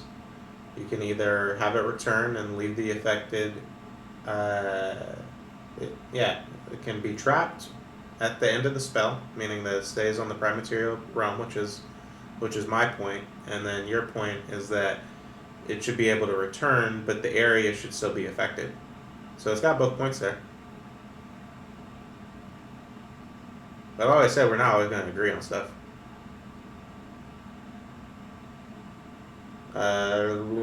Right, but you don't like one of those points. This is your stream. No, man, that's not how that works. I've always said this. If there's multiple ideas, I'm going to put both variations of the idea, right? Because at the end of the day, the doc is going to go up on the Discord, and it's going to be available for other people to see, right? So I want your idea to be out there just like mine. It's not about my stream versus your stream. Ultimately, when I run it, I'm gonna do it the way that I want it, and when you run it, you should do it the way that you want it.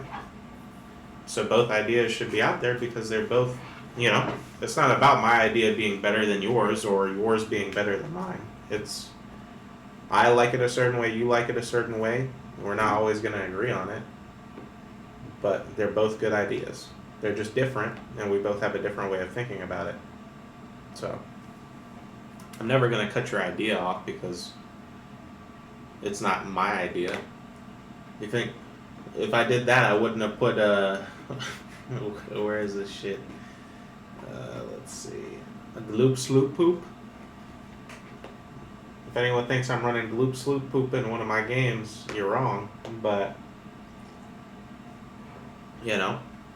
Chicken Butt made a suggestion, so it went on the dock. That's how I've always tried to do this.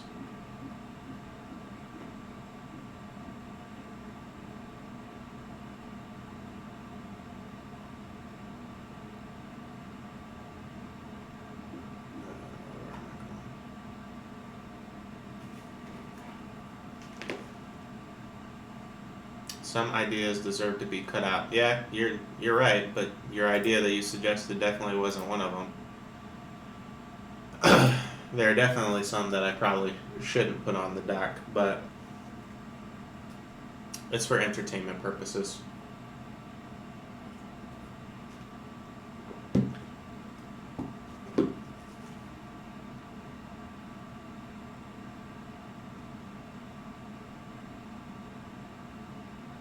This sort of thing is the origin of the angry part of Angry Meatball, by the way. I mean, that's fine, man. I don't think we've had a disagreement since I started this thing, so I'm a little surprised because ultimately we're, between me, you, and Catboy, we're three. Actually, no, we have had one disagreement, but it was, I don't even remember what it was, but regardless, between the three of us, we're three relatively experienced DMs. There's no way that we're going to have the same idea on how things would work every single time. And if we did, it would kind of get a little boring sometimes. So I'm not tripping about it. As always, I appreciate your feedback and input. It's the whole reason why we're here. If I only wanted to use my ideas, I'd kind of defeat the point of doing a stream like this in the first place.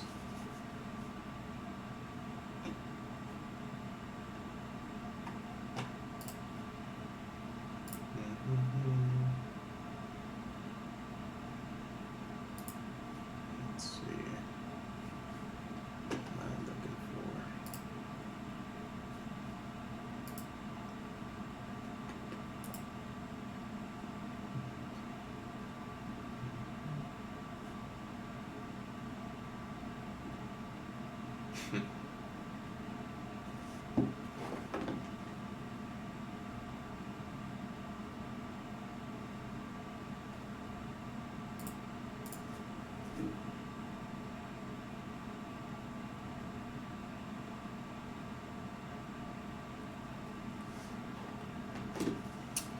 Considering the corruption is cold related, perhaps the material should reflect that connection. That's what I'm thinking.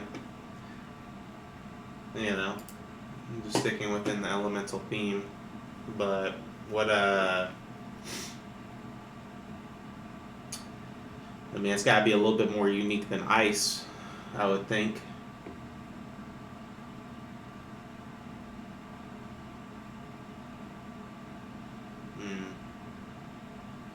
Or maybe it's an ice that never melts. I feel like that's been done somewhere before, but I can't remember what it was called. I'll try to look it up. Like ice that does not melt naturally.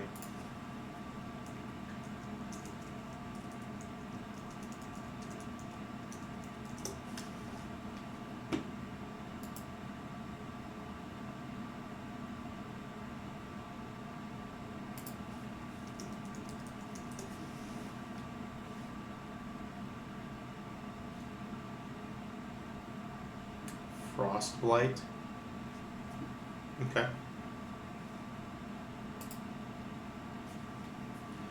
Frostblight does kind of imply that the material itself might be doing might be doing a little bit more than just kind of chilling like most material on the world does, but it is a good name.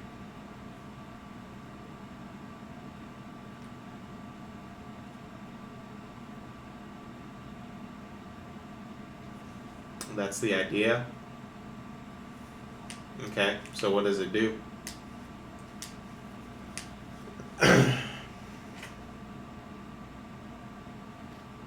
What does Frostblight do? Because whenever I hear Blight, I always think of Dragon Age.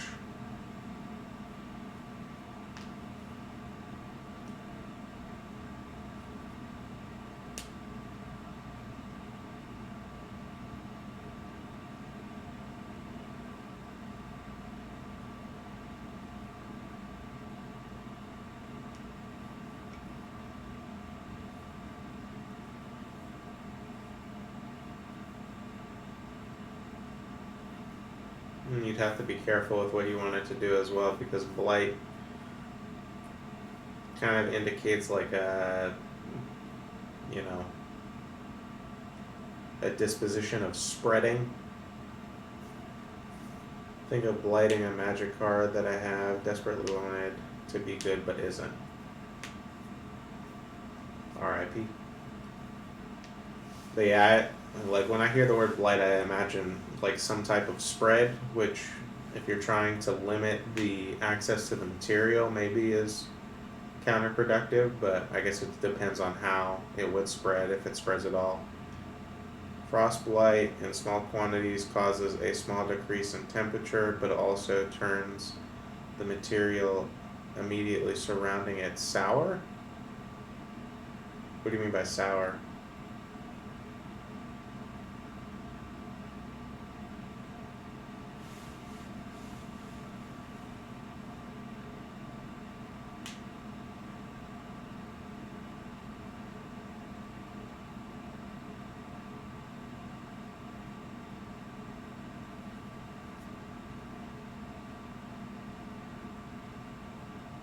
Is frostblight a material or a property? Great question. Thought it was a material, but I could be wrong.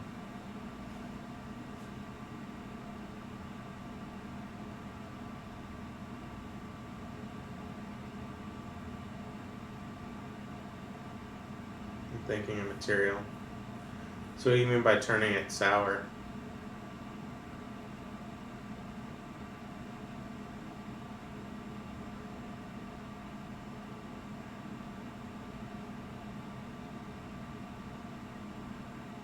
And I would probably switch it from like, well, it depends what you mean by immediately surrounding it. I would probably phrase that as makes contact with it, turns it sour.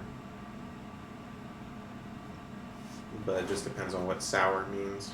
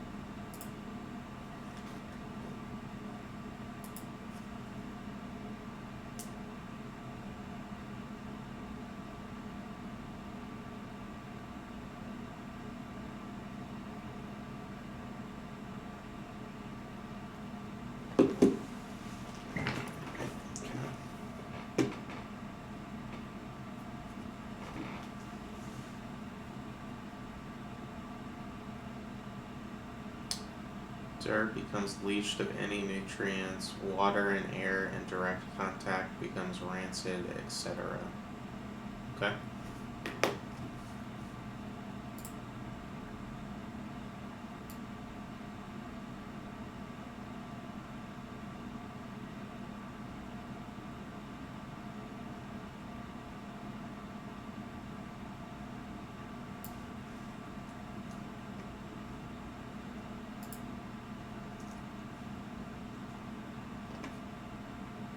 And so what kind of environment does this material manifest in?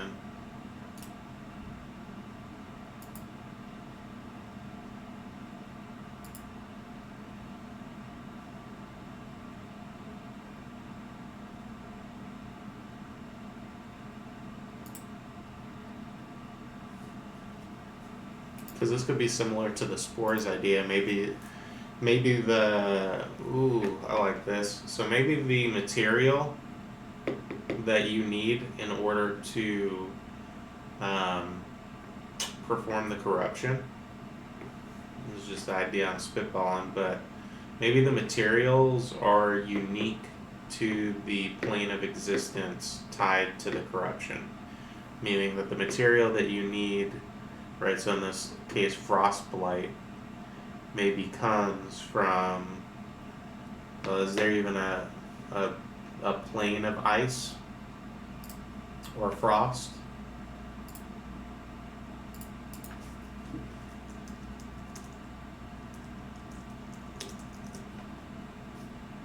The plane of ice.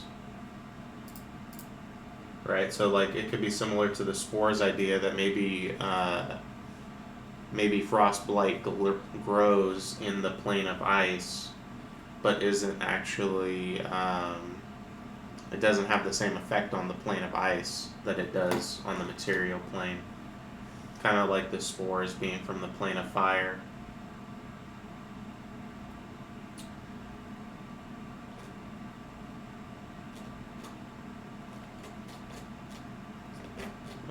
Basically has a noticeable effect, but not too terrible unless you have a large amount in one place or know how to use it for stuff like corrupting an elemental.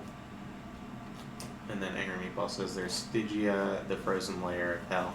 Yeah, I mean, you could do that as well, right? Like, I just think of these things as having, like, kind of, not drastic, but very unsuitable effects in the material realm, right? Because even in a small dose, if it's corrupting the very air around it, even in a minor fashion, it's not going to play well with anything else. It would need to be hospitable. There might be a border area of ice between the planes of water and air. Yeah, I would imagine so.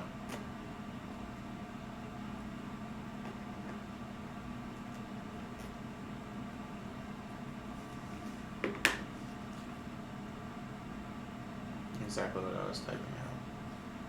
But yeah, that's kind of, I mean, what kind of comes to my mind. And maybe the spores that we talked about earlier could also, like, be used for the fire corruption. Right, like, just as a side thing, like for someone who knows how to track down these spores and knows how to capture them without getting infected, they could also be used to corrupt elementals in the form of fire.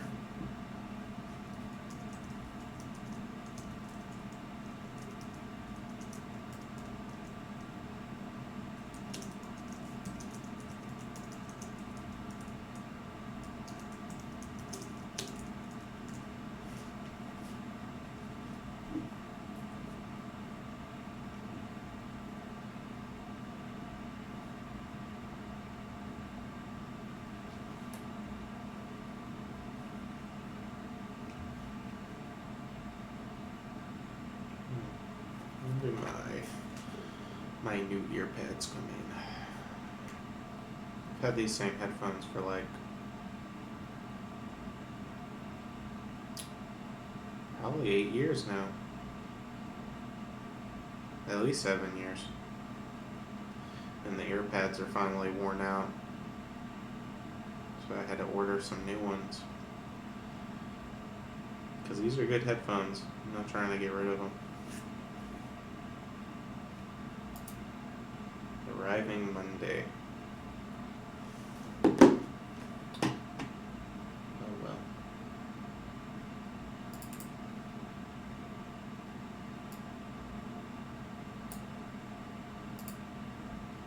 Okay. Well, I like that idea. I think Frostlight is a good name. And I think that if it comes from kind of a unique place like that, then it'll work.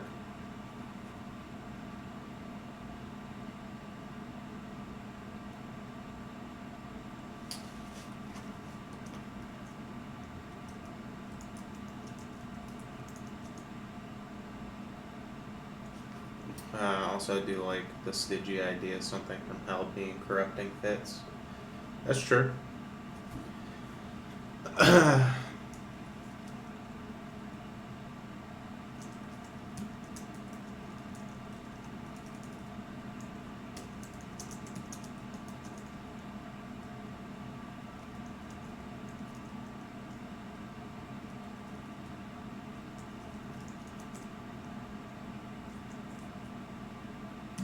Yeah, because what you could do then is you could relatively easily attribute like some of the like any of the elements to the hells from a specific layer. Though coming from the area between elemental planes could imply other corrupting materials. Yeah. I mean, because my thought process, by tying it to the element that best fits the corruption, right? So, like, it just makes it cleaner to then make it possible for any element to corrupt any element, right? Because this should be an expandable idea. The cold fire element is solid in and of itself, but if you can corrupt a fire elemental with cold, well, why can't you corrupt any other type of elemental with cold? And then why can't you corrupt any other type of elemental, with another type of element, right? Fire, air, cold, earth, they should all have some way of influencing or corrupting each other. It shouldn't be something that's unique specifically to cold. Now, are you going to play a campaign where you dive deep enough that all of these different variations get light? Maybe, maybe not. In most cases, it's probably a no. But just knowing that those possibilities exist is cool.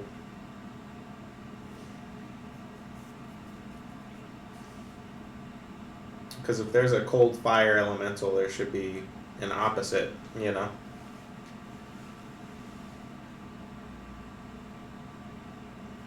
Maybe an elemental that comes from the plane of cold and is corrupted by fire. Who knows? We could probably go on forever with this one because there's going to be so much depth to it.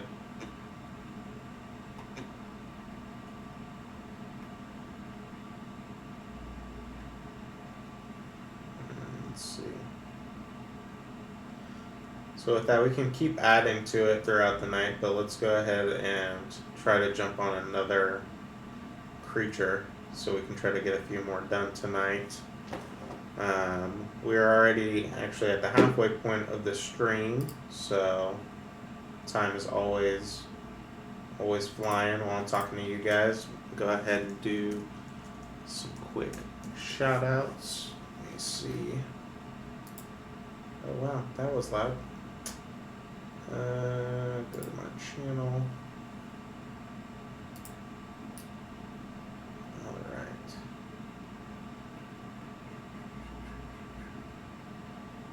Alright guys, so if you are here at the halfway point of the stream, thank you so much for staying tuned. If you are not already following, make sure you hit that follow button, as we are only 8 followers away from doing our first giveaway. we need to hit that goal of 8 by the end of Monday night's stream in order to officially make it on time for that giveaway. So if you can think of anyone who might like this content, go ahead and share it with them and let them know, so you guys can all stay posted on my upcoming content. I stream every Monday, Wednesday, and Saturday from 8 p.m. Central to midnight Central Time. And if you want to stay up to date on everything we do outside of the stream, make sure you click the first link to our Discord so you can talk to the fine folks in that chat and see any communication that me or the rest of the team put out. We should have our next episode of our podcast going live on Tuesday. It's being edited currently, and it will be up in the next couple of days. If you've missed an episode and want to go back and watch any of the streams, you can do so on YouTube. The link is there in the description. I actually just realized a couple days ago that apparently I have an Amazon affiliate link. So if you look at my page, I have added a very clean, crisp Amazon logo. That logo will link to a journal that I actually made. So obviously, if you decide to order anything using that link, I get a small kickback for it. Not required, but I appreciate it all the same. And that is basically it. So, go back and catch up on the chat. Catboy says to think this all started with me building a fire elemental like creature that does cold damage instead. Yeah, I mean that's generally how like great ideas start, is you take something that's relatively simple and then you just expand upon it. Because it's just like it's the whole question of what if, right? If fire can become cold, why can't fire become everything else? Why can't everything else become cold, So I think there's a lot of potential to expand on that idea. But like I said, we would probably go on and on and on expanding on it. But yeah, whoever wants to throw out the next suggestion, feel free to do so, and we'll start working on our next creature idea. See how many we can get done before the end of the night.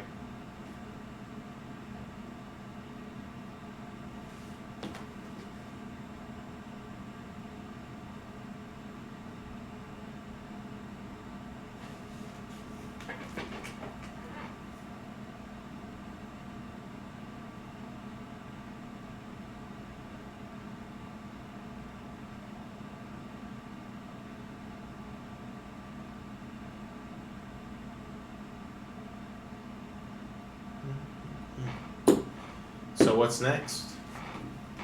Whichever one you guys want to pick next. We got a few different ones here on the list that we haven't started on, but I'm pretty open.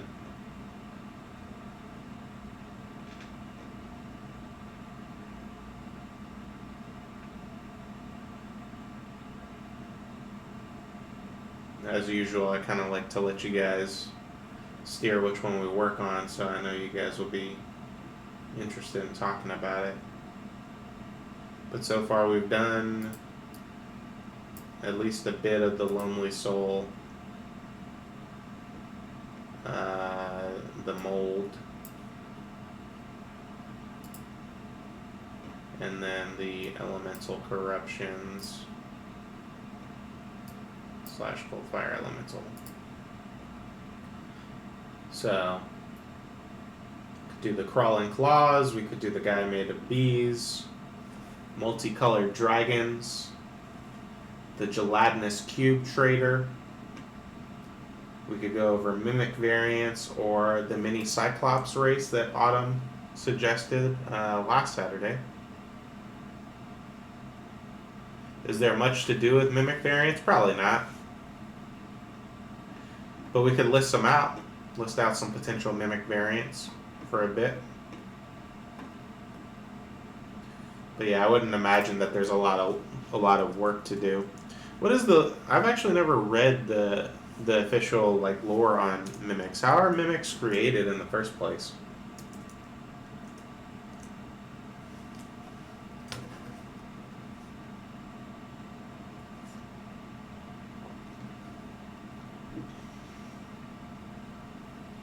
And then I guess what would be some interesting versions of a mimic beyond the stereotypical treasure chest?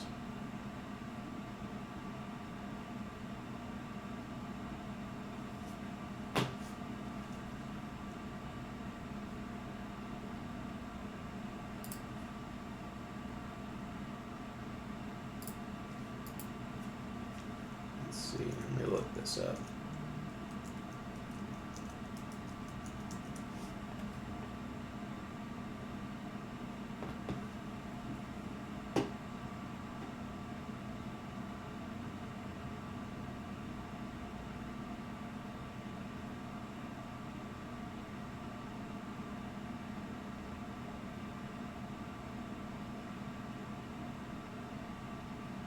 The room mimic.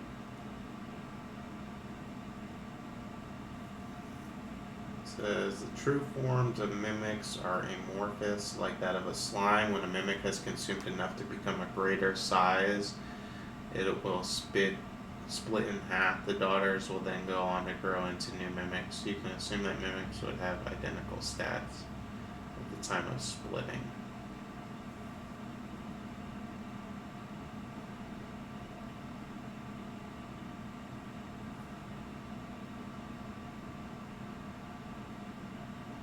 The horde mimic.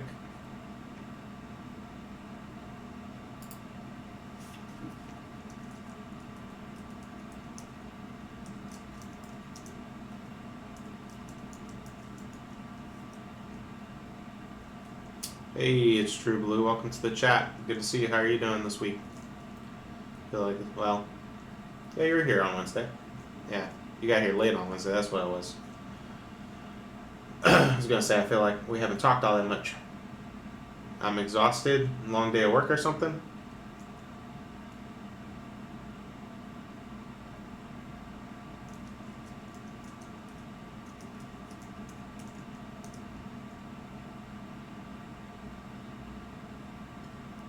And I've seen memes about potion mimics.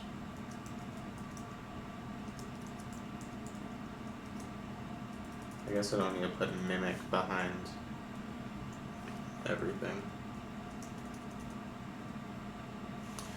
No, I'm just super tired for some reason. Sorry to hear that.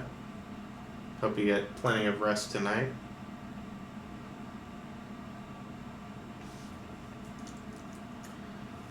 So apparently, from a brief Google search, it says that when a mimic basically eats enough that it would be able to grow in size, it just splits in half and then becomes another mimic. I don't know if that's the official D&D version of the story or not, but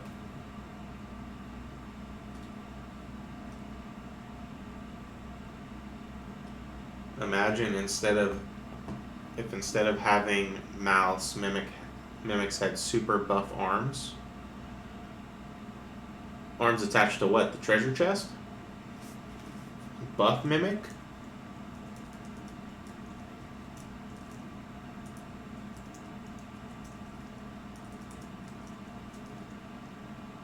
The buff and tough mimic?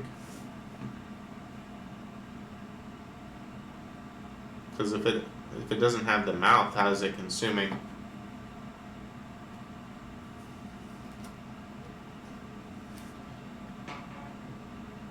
Oh, picture in general. I mean, I like the idea though. It's, it's goofy enough to be something that could be a funny interaction. The buff mimic.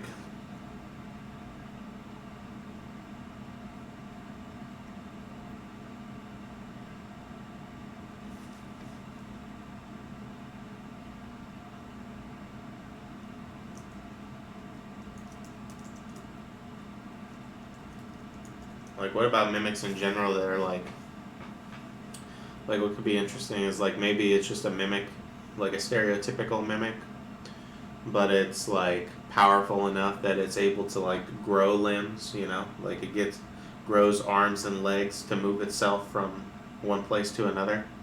It's actually what was this thing called? It's a light novel, I think, that I read a little bit of about a mimic that basically did that.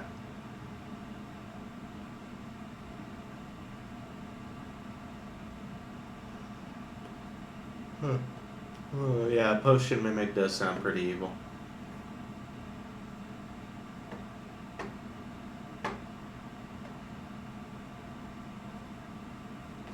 You could really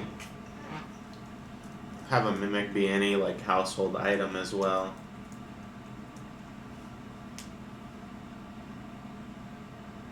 I learned a while ago that mimics are actually oozes. Yes, they're like a slime, basically.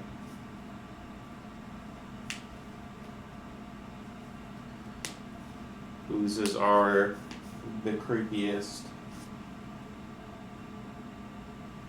They do some freaky shit.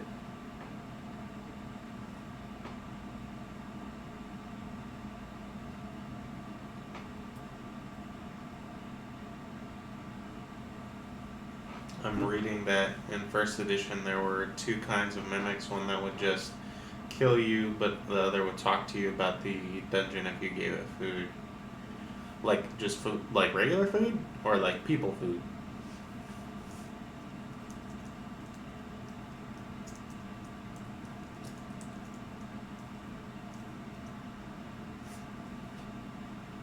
Imagine a super mimic. Super smart, conniving, magical mimic. That instead of dividing, just becomes more powerful every time it eats something. Just anything organic, it could eat your rations, maybe. Okay. Like Hungry Hungry Hippo, you know?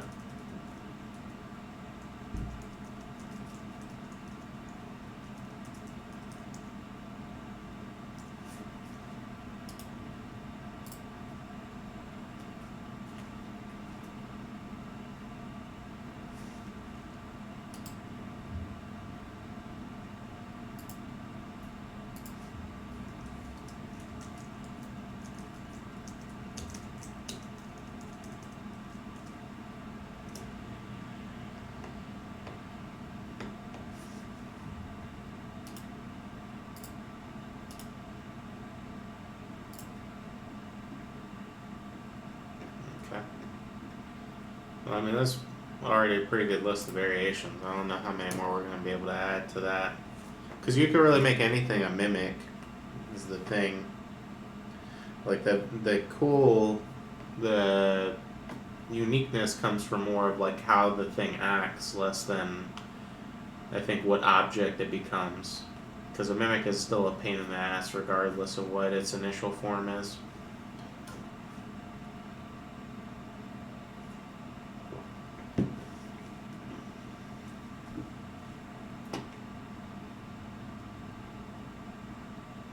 Tell me about it.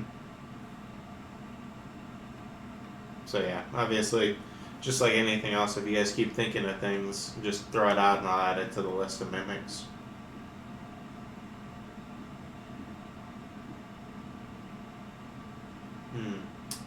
The dreaded Karen.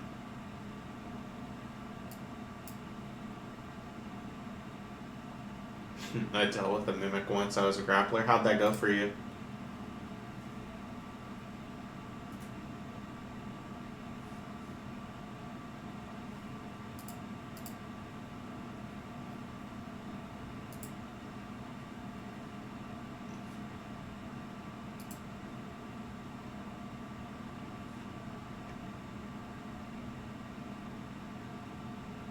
I spent most of the fight stuck to the mimic. Yeah, sounds about right. Let me look at the mimic stack block. Actually looked at the thing.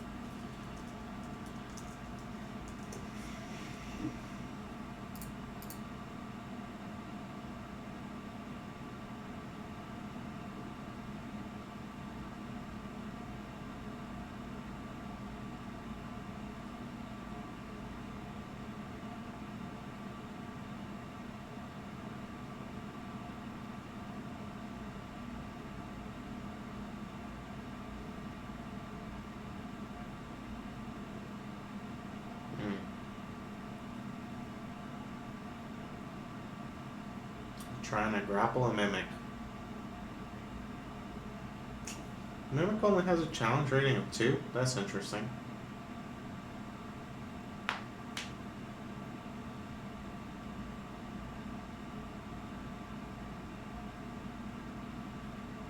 When did Ghost Rider get put on the list?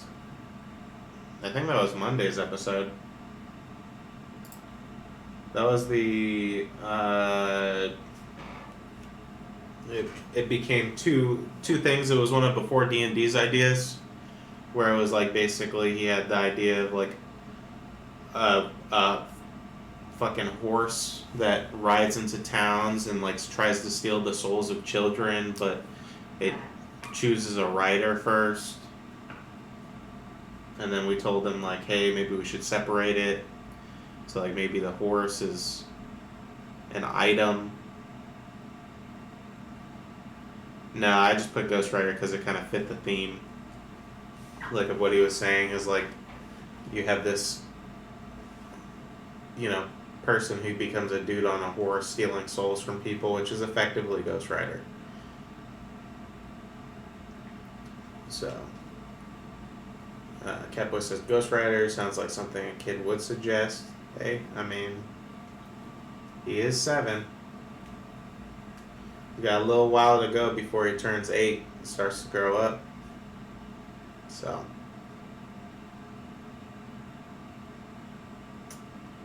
it is what it is.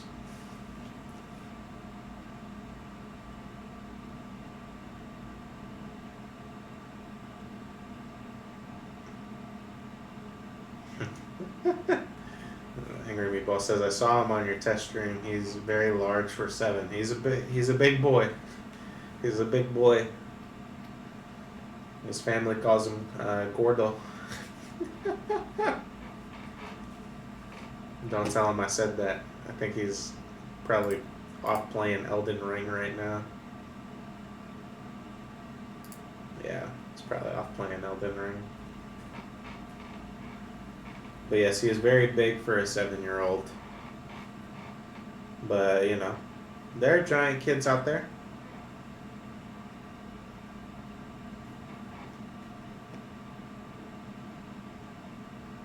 Meatball, did you ever decide what you wanted to do for the CR20 bug?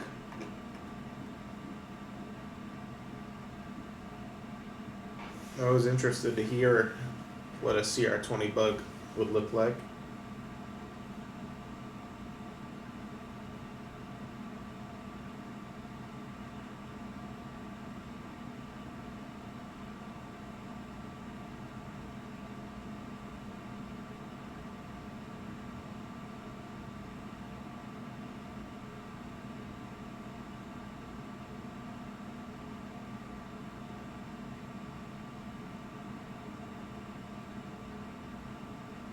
Here, Meatball says, I was thinking of something with a hover speed that spat a cone of acid.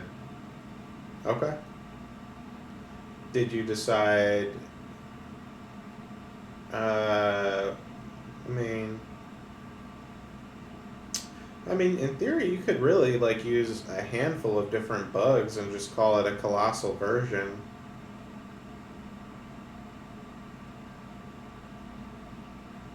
It doesn't have to necessarily be one bug, but maybe when it becomes its colossal version, it gets these traits kind of regardless. So do you think the colossal bug is naturally occurring, or is it magically created?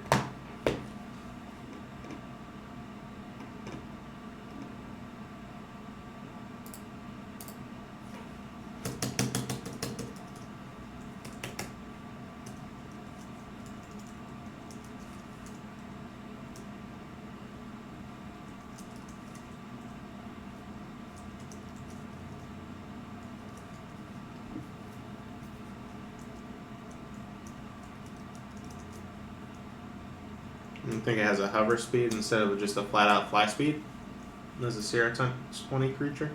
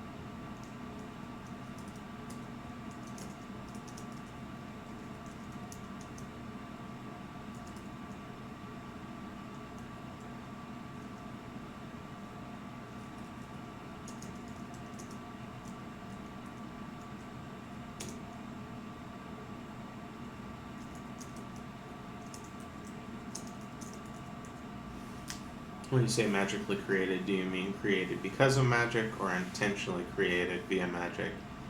Either way. Like, I'm trying to establish whether Angry Meatball sees this as like a naturally occurring creature, like maybe an apex version of a creature that evolved over time, or if it's something that was created through magic, whether intentional or unintentional.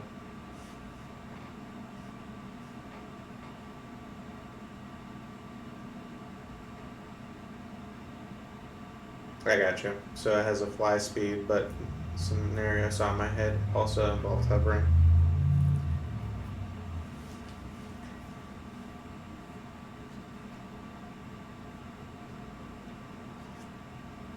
Yeah, because like I don't know, I don't imagine like a bug doing a lot with melee.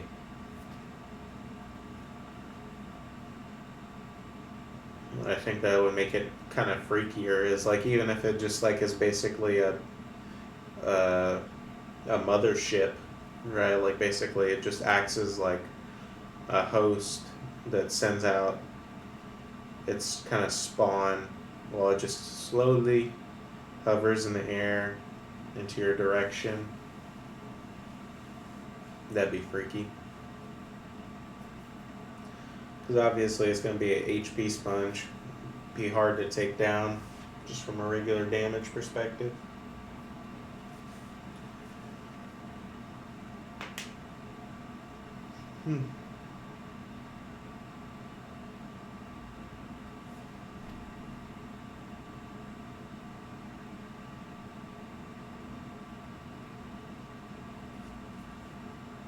I don't presently have an option on its origin. It's some kind of horde kaiju in some capacity. Yeah, I mean, I'd probably go the route of like unintentional magical creation, like maybe an experiment gone wrong.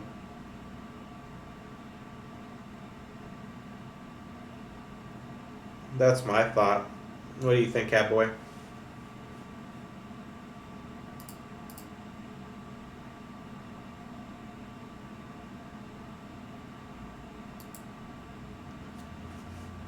Catboy says, have you seen a Hercules beetle? A huge one of those would be melee all the way. Yeah, fair enough. I mean, Hercules beetle would be a little different, though. It's kind of like a rare exception. I'm imagining like a giant ladybug or a giant, can't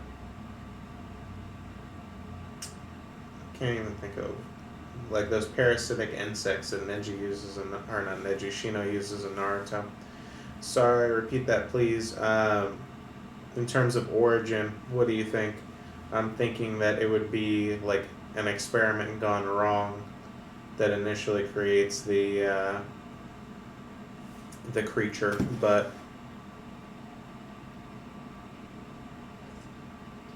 just wondering what your thought was.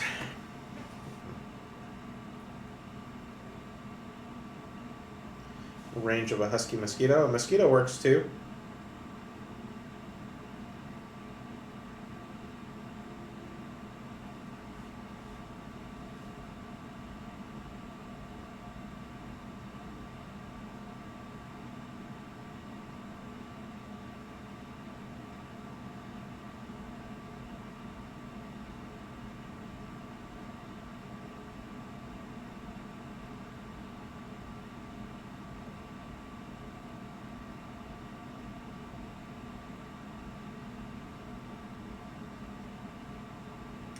Why can I not type today?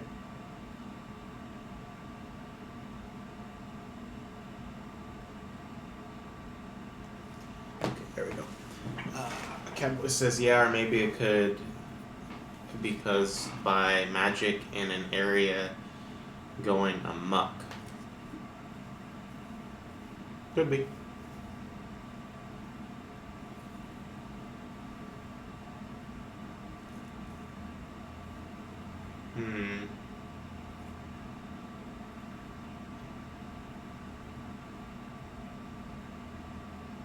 How hostile do you imagine this bug being, Angry Meatball? Is it just kind of like living its best life, and when you show up, it'll probably fuck you up, or is this thing a flying, floating, hovering terror that's moving from place to place?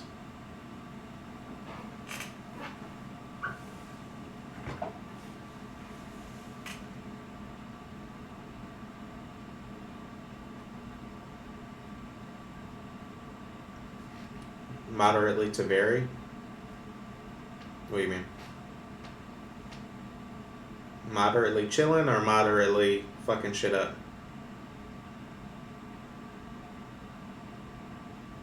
It depends on what kind of bug you base it on, I would say. That's fair.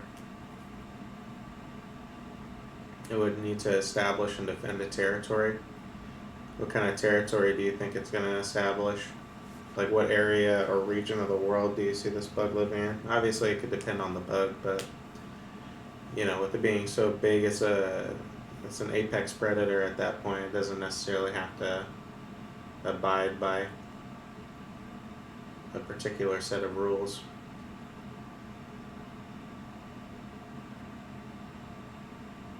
But yeah, I do agree that it's probably going to pick a home and stay there for the most part. But if it thinks anything's encroaching on its space, it's going to be very violent.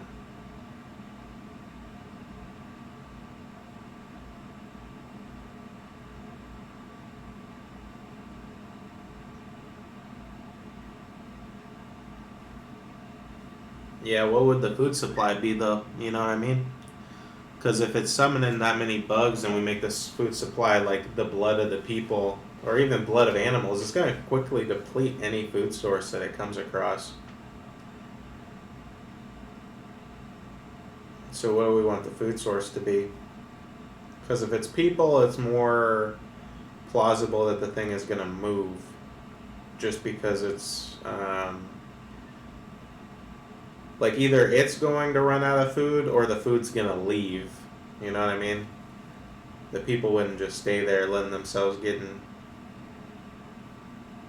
eaten dry, sucked dry by giant mosquitoes.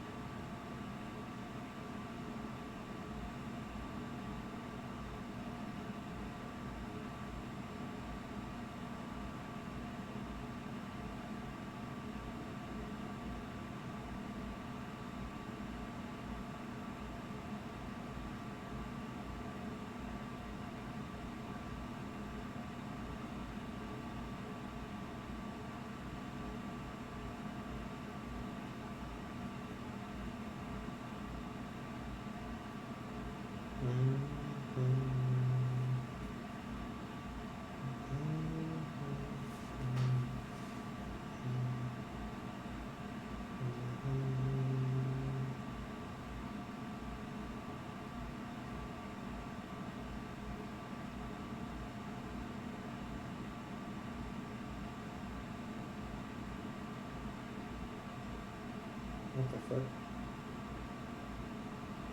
Oh, hang on. Take your time.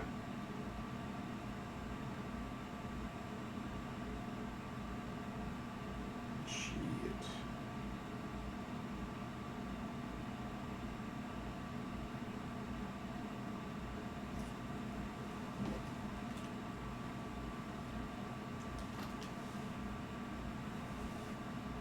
Interestingly, did you know that only female mosquitoes drink blood? I did not. So what do male mosquitoes feed on?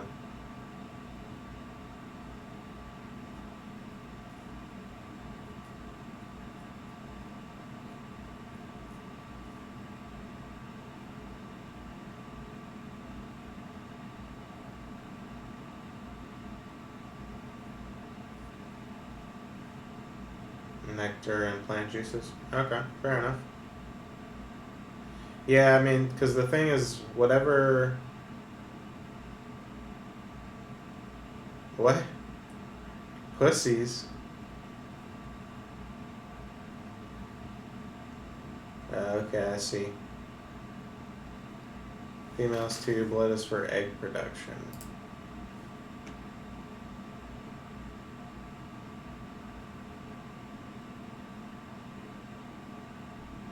Imagine eating nectar and plant juices. Food for weenies.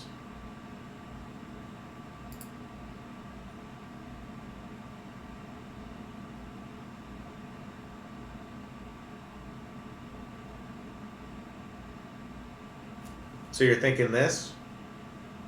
A colossal arcanumite? And then having the colossal one just maybe have a fly speed? I kind of like that.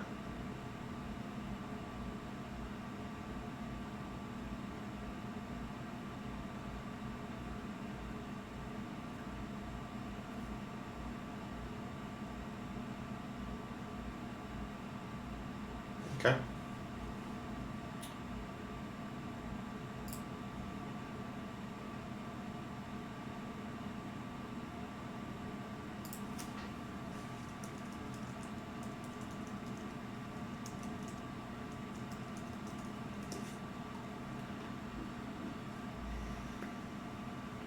Go ahead and...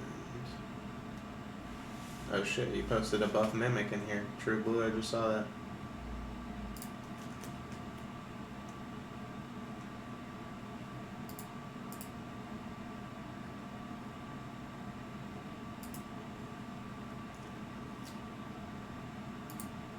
Put the...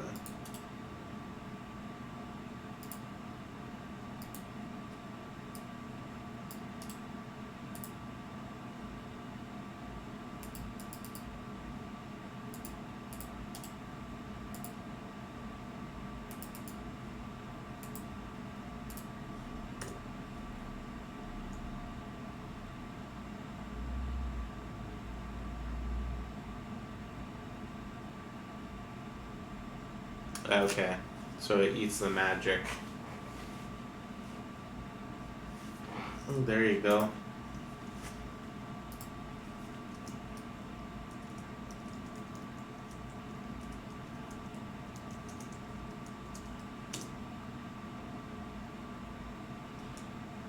That's fair. Okay. That makes it a little bit more plausible that can then stick to a territory because you don't necessarily have to have a rule of how fast or slow it's able to eat through magic until it's dissipated. If it finds a ley line or finds a significant hub of magic, it could rest there indefinitely, feeding on it as it needs.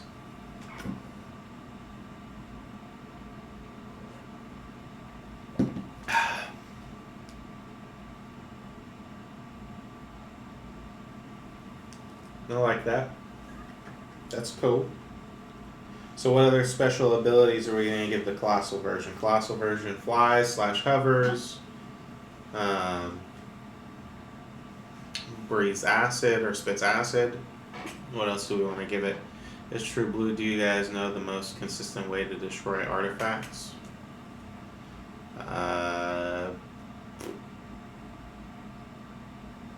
You give them to my players.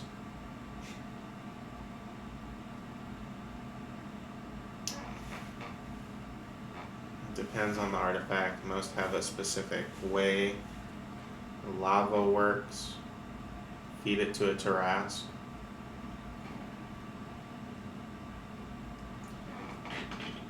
Can a Tarrasque destroy an artifact?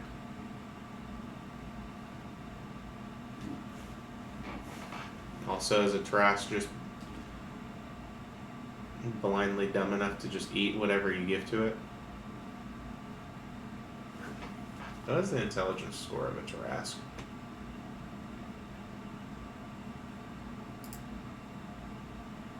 No.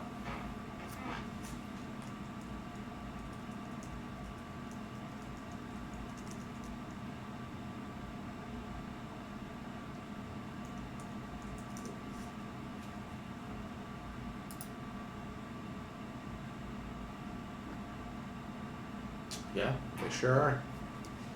Imagine having a strength of 30 and an intelligence of 3. Sucks to suck.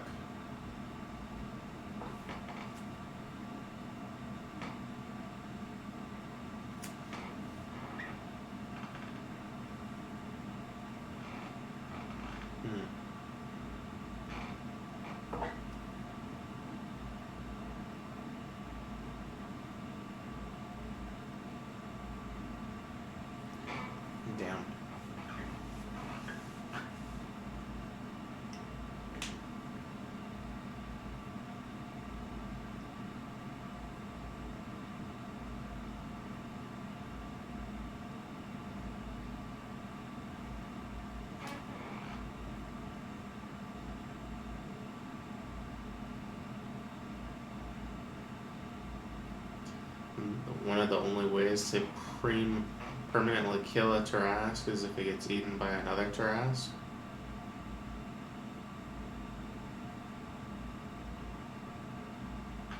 Catboy says, but I don't want to get anywhere close to the Tarrasque.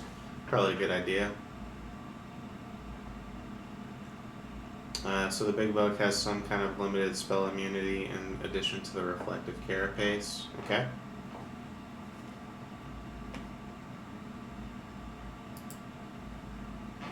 Thinking spell immunity or advantage on saving throws. And if spell immunity, what spell level do you think? I mean, it is a CR 20, so it can afford to be a pretty powerful creature, obviously.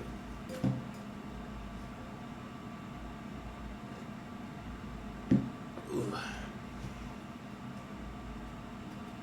Both. Ooh. I think Rakshasa gets up to level 6. I might be wrong though.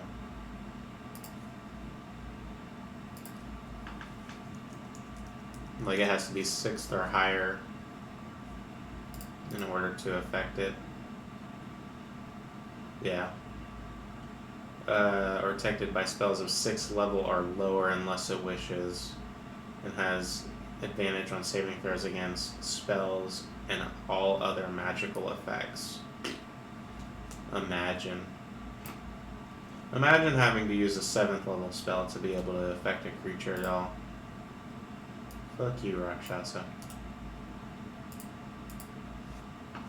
So it's by default both. If you have limited spell immunity, you get advantage on saving throws and other magical effects by default.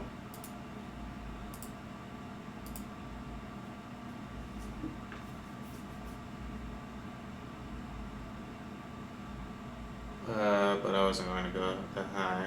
5 is good considering the reflect.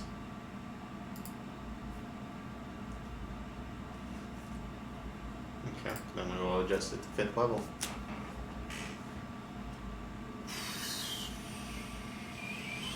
Imagine having to use a 6th level spell and it might still just get reflected back at you. Fuck you, Colossal Arcanumite.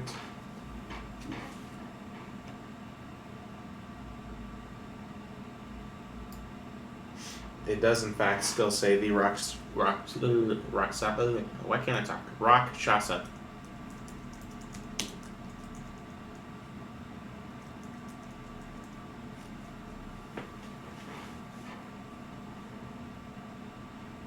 There we go. That's better.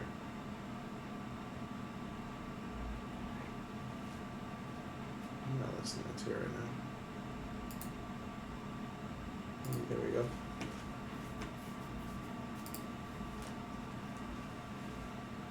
Alright. I mean, that's a pretty powerful creature. I think between that, the spit, the fly speed, and then whatever mechanic we decide to do as far as like having its smaller versions being able to siphon HP for it is going to be a CR 20 for sure.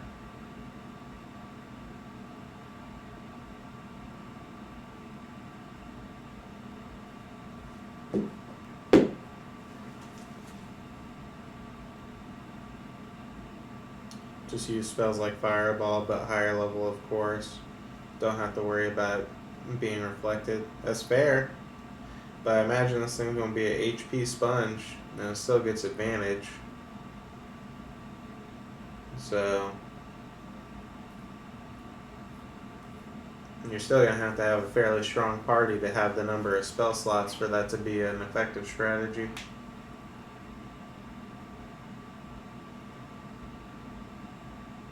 Ooh.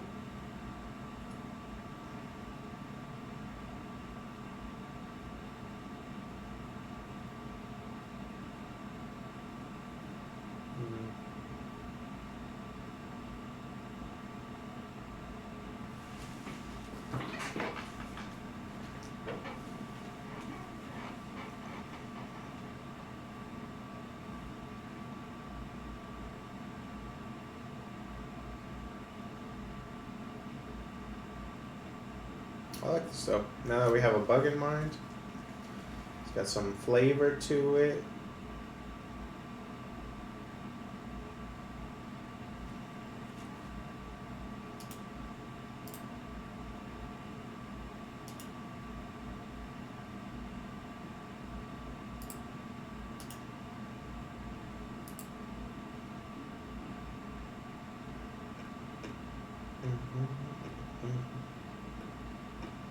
Okay. Let's see.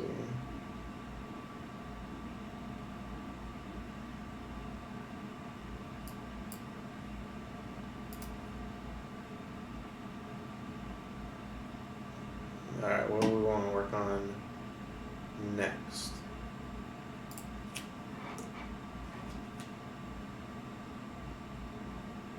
The dreaded Karen.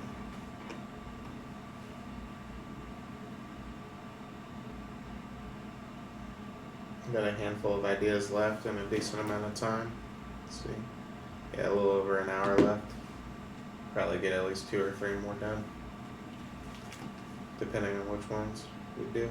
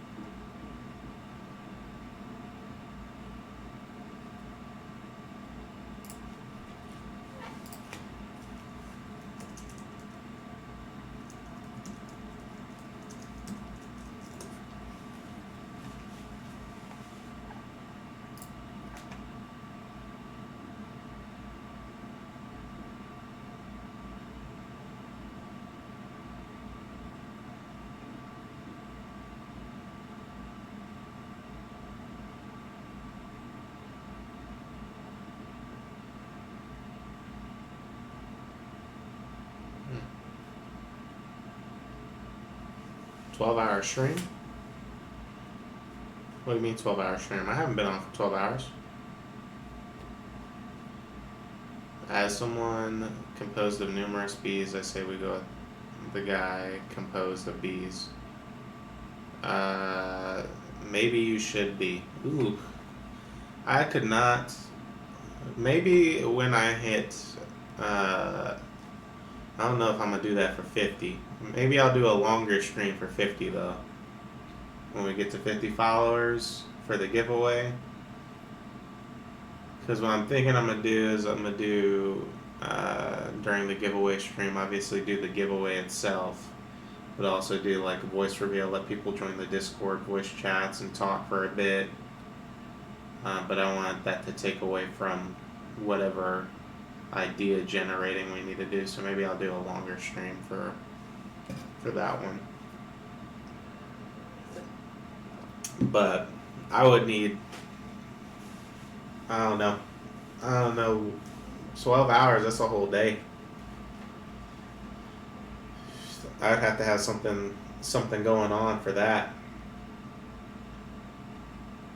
But you guys let me know. If that's something you want me to do, I'll think of how to make that both productive and fun for that long. Some of y'all have already heard my voice. This is true. This is true.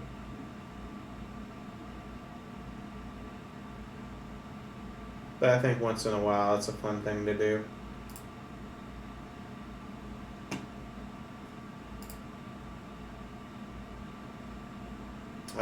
So we're gonna do the man made of bees.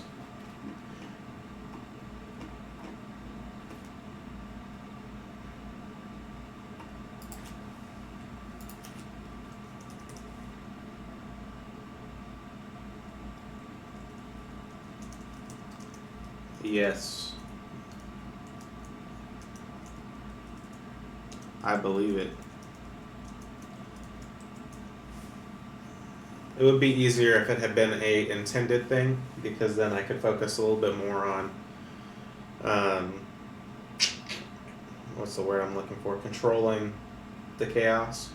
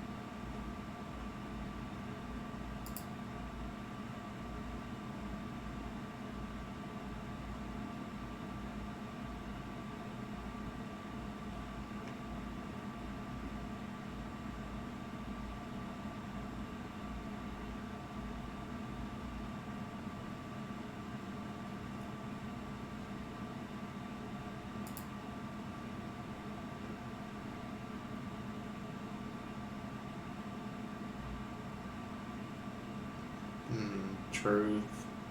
And maybe keep your dumb friends out, JK. I mean, you're not wrong. They are a little dumb sometimes.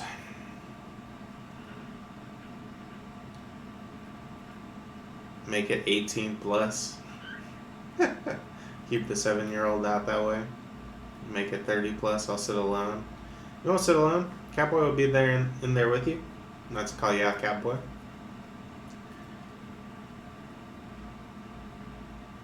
You know, we keep this going long enough, then eventually I'll be able to join the 30 plus call as well. Only got a couple of years left.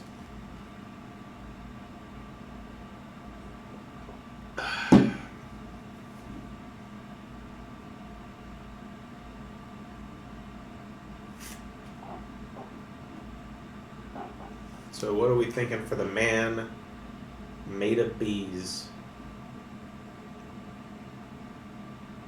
How does this man... So let's establish, is the man the creature or the bees the creature? Because those would be two very divergent routes. So either a group of bees that are sentient and act in the form of a man, or a man who is just in the form of a group of bees.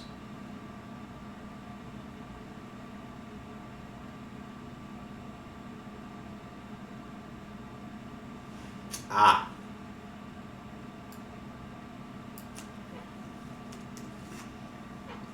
Correction. Guy made of bees. That would imply that he is a guy first and bees second. So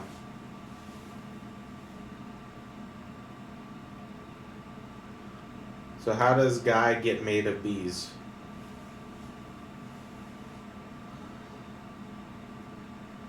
Would I imagine he's born made of bees?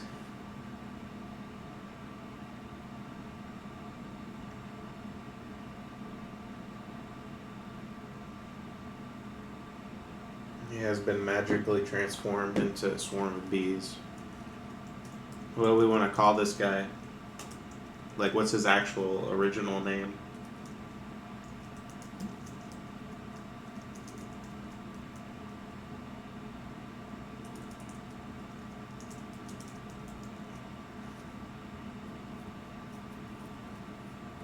Buzz. Oh no. Oh no, what a pun.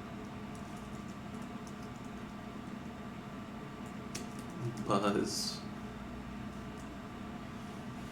Imagine having a name called Buzz. Angry Meatball linked from the wiki and said, a harsh buzzing drone fills the air, a honeybee crawls from the drain of the sink, followed by another, and soon a huge cloud of them swarms around you. The swarm coalesces into a roughly humanoid figure, a horrible parody of a man formed from a densely packed swarm of hovering, buzzing bees. A mouth-like hole opens in the figure's head, and the droning of the swarm modulates into a harsh, grating voice. We are bees. We hate you. Dang, man, you couldn't have summoned Beetlejuice instead. You expect anything less from me? I do not. bad puns is what I expect. We're here for the puns. But Buzz, that might be your worst one yet, to be honest.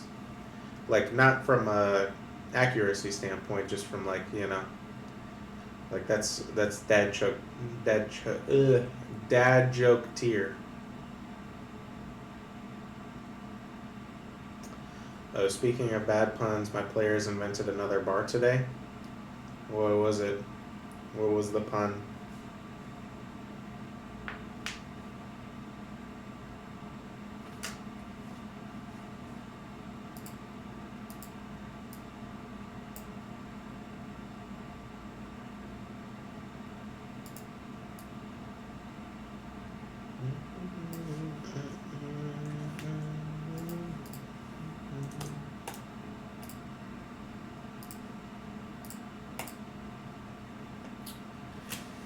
It's called Details. It's only full of devils.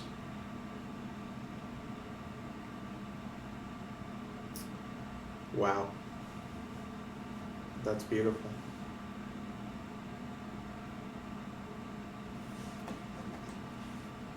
That's pretty awesome.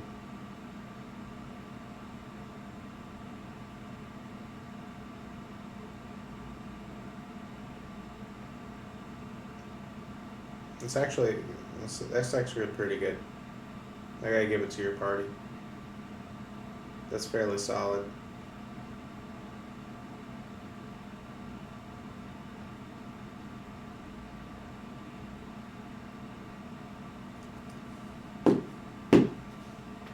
Alright, so how does a guy named Buzz get magically transformed into a swarm of bees,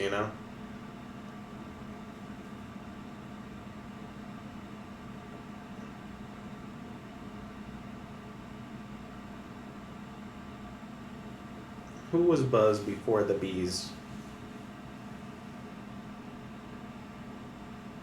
How does a guy named Buzz get sent to space? Who knows? Anything can happen. You're absolutely right.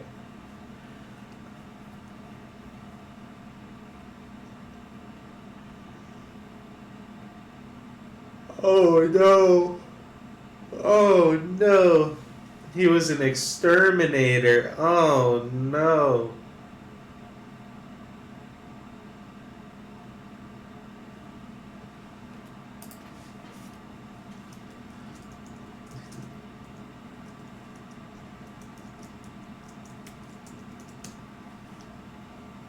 Okay. It's a former exterminator.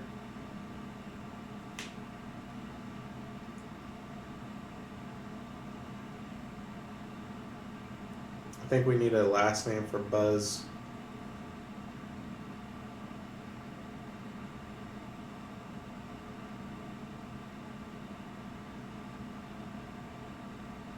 An exterminator. Imagine you exterminate bees for a living and then get transformed into a bunch of them. It's gotta suck.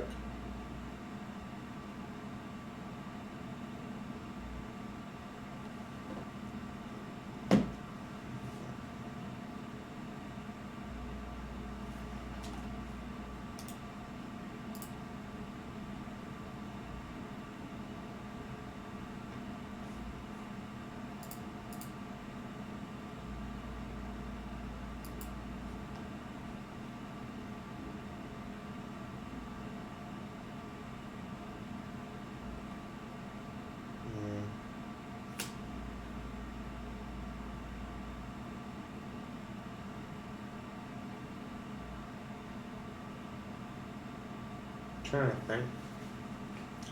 How does a guy named Buzz, who was an exterminator, become a bee?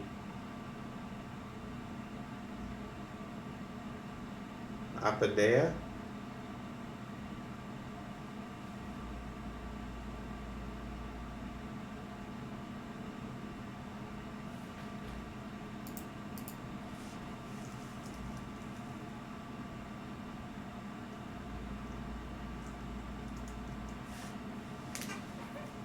Okay.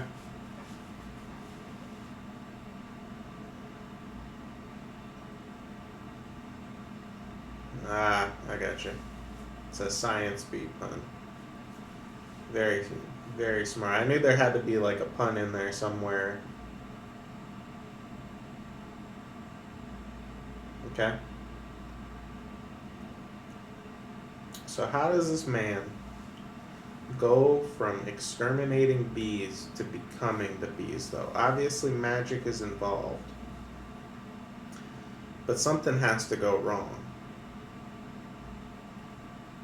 Like maybe he's doing an extermination for a scientist who's working on like melding, I don't know, things together. Or like an artificer who's working on combining things together. And he accidentally ends up in the experiment, and so does the bee. And then Buzz becomes the bee. I don't know, I'm spitballing here. But it's the first thing that comes to mind.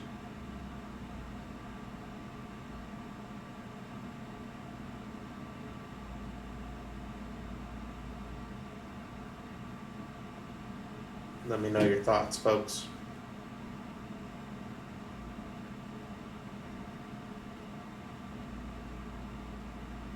Oh, also, as we think of ideas, what do we want next? The next deep dive to be? What should we focus on next? Does anyone have any suggestions for what they would like the next deep dive topic to be? We've already done characters, towns, magic items, and now we're doing creatures.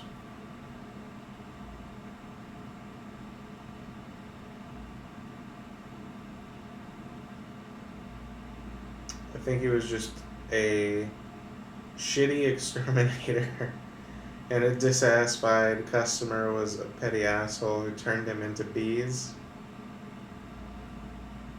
Oh wow. Little did Buzz know the beehive he was sent to exterminate was the old experiment of a wizard long since dead, and the last remaining of these magical bees just before dying curses him. Okay. So I like both ideas. It would just depend on what route we want to take for Buzz. Does Buzz have the opportunity to return to normal? Because if he does, then we probably should do the... Like, it's more fitting to do the asshole wizard who changed him in the first place intentionally. If he's not going to have the opportunity to return to normal, then the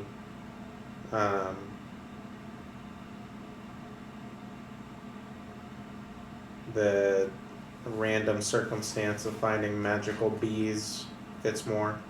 Angry Meatball says we're doing this all wrong. What's up, Angry Meatball? They're bees that are cursed with human level intellect. Okay.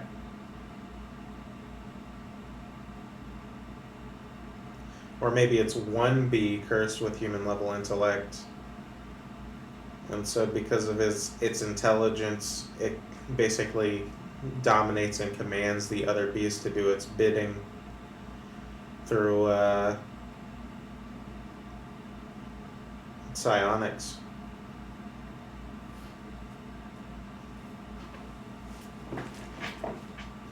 I mean, that's definitely a route.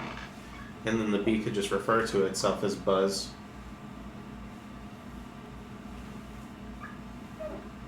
Ooh. A bee cursed with knowledge. I honestly kind of like that more.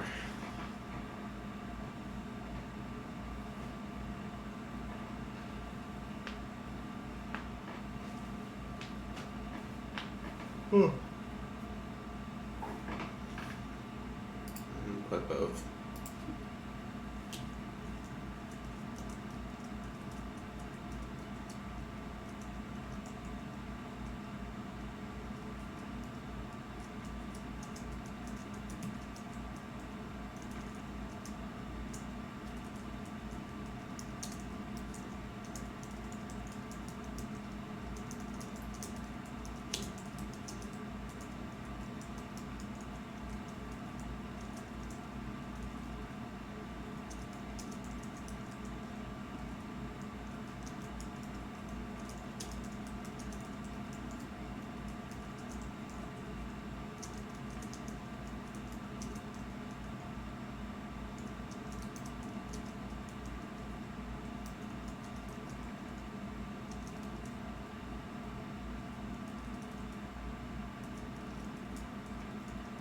Yeah, I actually really like that.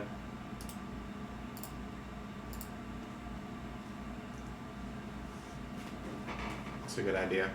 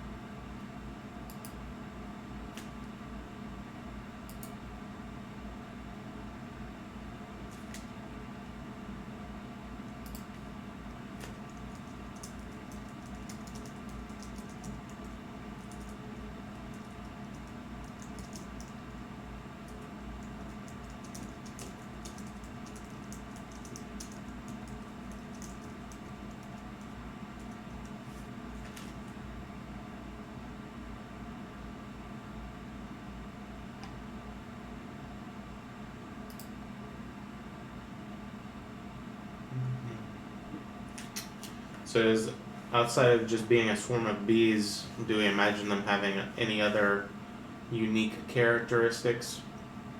Being a swarm of bees with intelligence, obviously.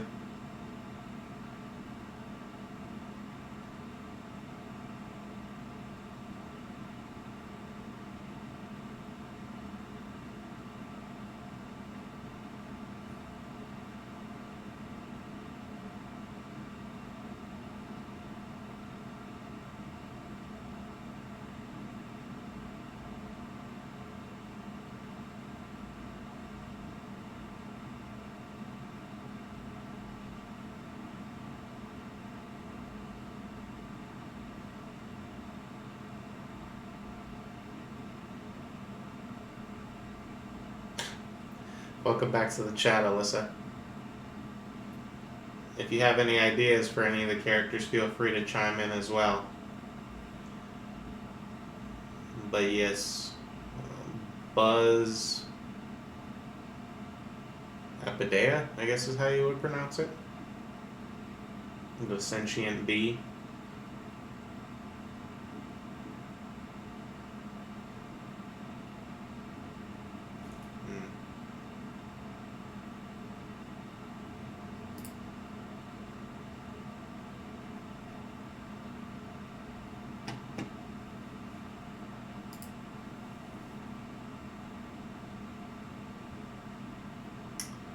Buzz is renowned for their intensely resonant and painful paintings. No one knows they were painted by bees. So Buzz becomes a painter?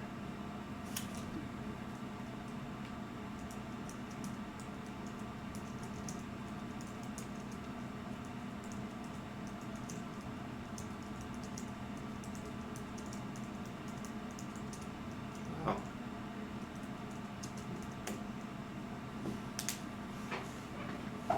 Now, do we think it's possible that the bees can go back to being non-sentient, or no?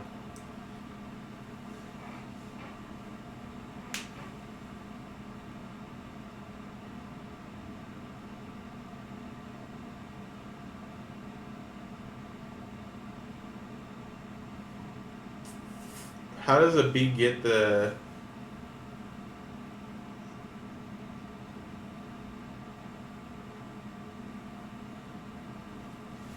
Yeah, but how did they get the... How did they display their art without revealing that they're bees?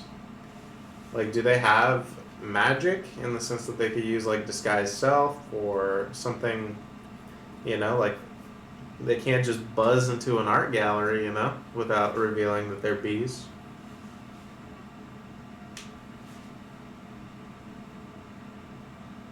Damn, we talking about the most random shit. Talking about the logistics of a group of bees being a painter right now. If anyone didn't catch that. Mask, hood, long sleeves, gloves. What about the sound of the buzzing? They're just gonna put on. They're gonna put on clothes. They're just gonna walk in. I guess anything can happen. It's D&D.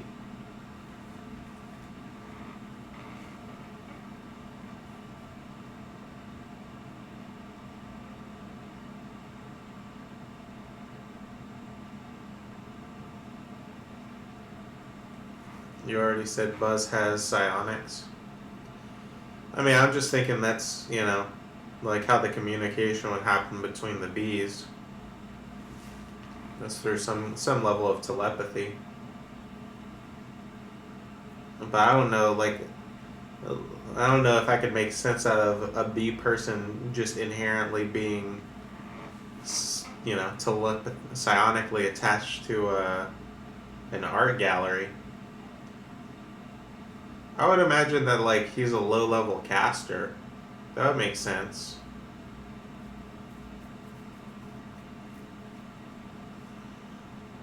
A low-level caster that's able to disguise itself.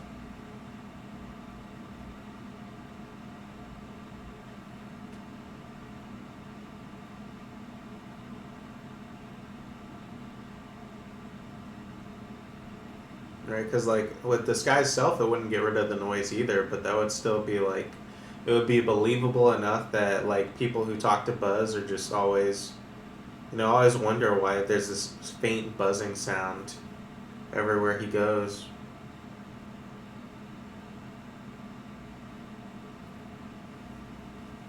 Yeah, I like the idea of Buzz being a painter slash low level spellcaster.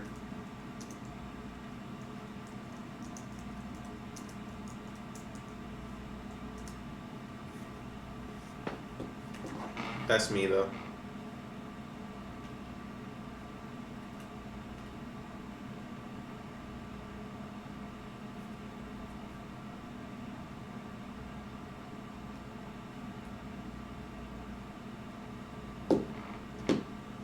Cowboy says, or excuse me, Angry Meatball says there is going to be a quest to restore Buzz to his proper beat'em. I'm here for it. And then he says to Catboy, we need a bee pun play on Silence of the Lambs. Silence of the Lambs.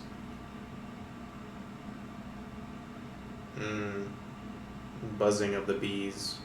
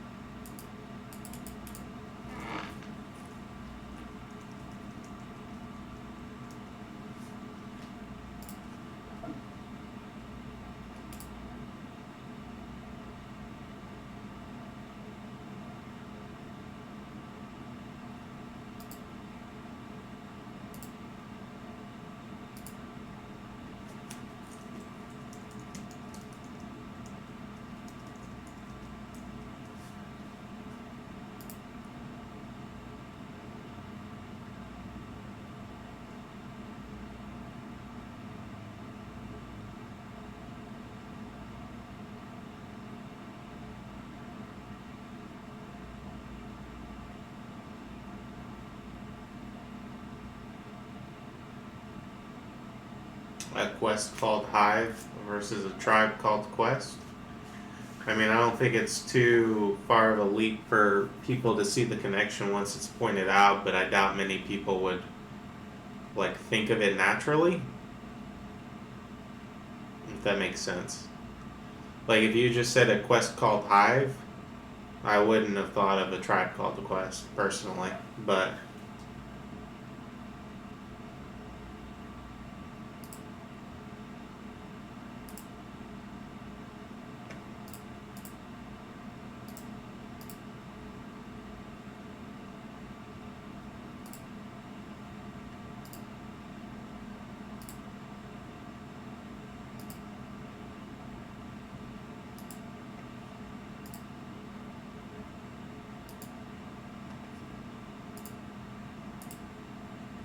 I don't pun well. Don't worry, I don't pun well either.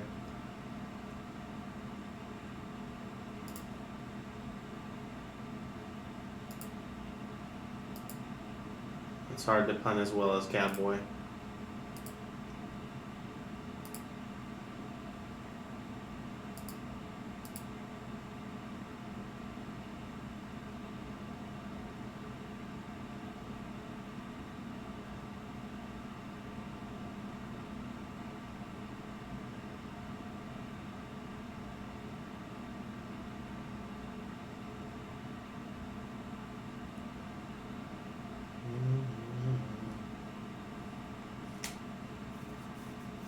I don't know. I mean, we don't have any other unique traits to give to our bee friend Buzz. I think. I mean, there's not necessarily a whole lot to it. He's just a bee that wants to be a bee, but for whatever reason, he's a guy.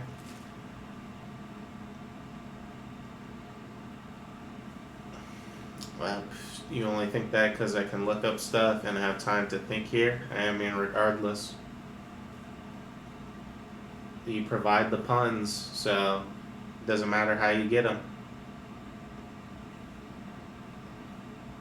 Alright, let's try to do at least one more. We got about 40 minutes left in today's stream, so I'm sure we can knock one more out if you guys see one that you want to tackle. Obviously, if you're still here and you have any other feedback or suggestions you'd like to throw in, don't hesitate to throw those, even if they're off topic. Let's talk about it.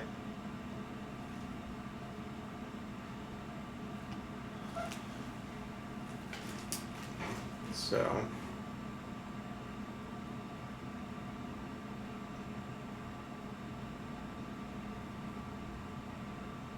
puns.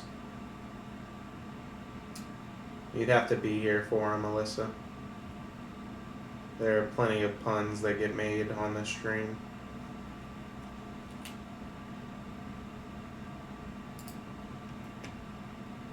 Ranging from good to dad tier.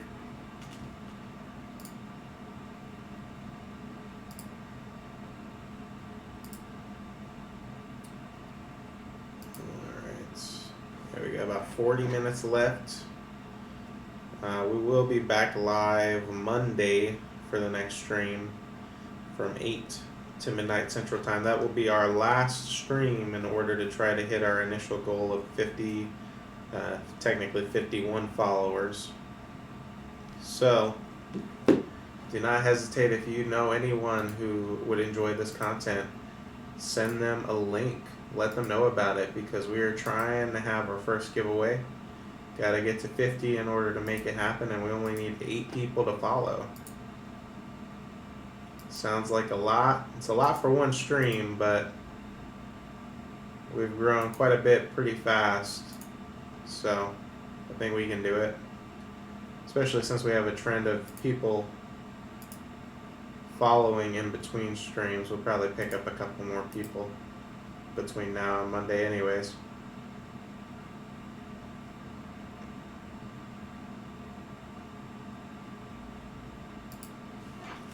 But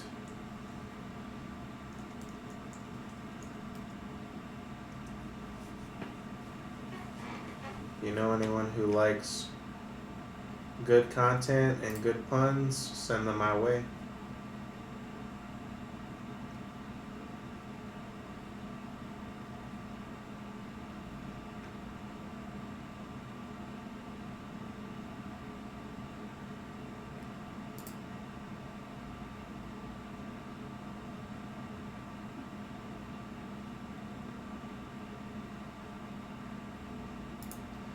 I got my second round of disc plates in. What was that? Yesterday? 2 days ago? Put them up yesterday. Posted the picture on the Discord, but now I officially got 4 of these things. It looks sick. Can't wait to get some more. I'm gonna have to do. As soon as I get my next paycheck, I might have to get some more.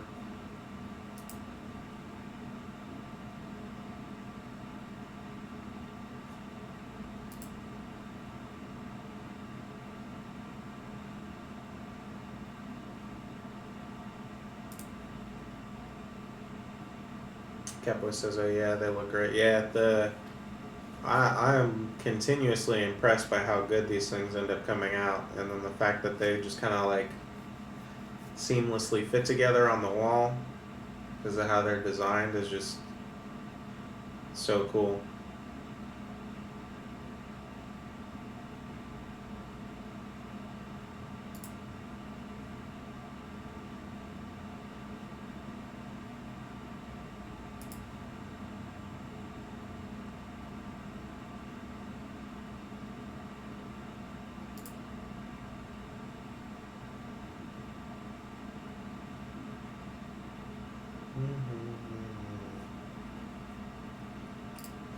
Alright, guys, which one do we want to do as our last creature for the night? Should we do the dreaded Karen? Flesh out Karen a little bit.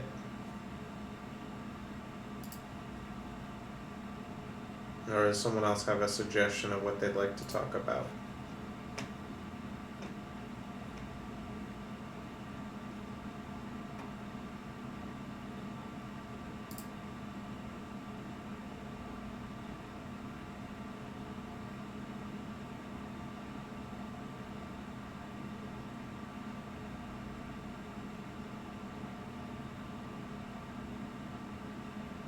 What are our other options? Absolutely, let's look at them again. So what we have left is we have the monster idea of a swarm of crawling claws that swarm together into either a large humanoid shape or a much larger hand. We have the multicolored dragons idea, which if I think we're going to do, we probably want to save that for the next monster creator, just because that's going to be a lot to unpack. We have the gelatinous cube trader. We could work on the lore for the chronomental monster, the mini cyclops race, the Asawang shapeshifter, the Mananagal, the dreaded Karen, the killer parrot that drains the life of pirates, the Ghost Rider horse style soul eater, and then the animal that takes the souls of children. Those are our options from the list.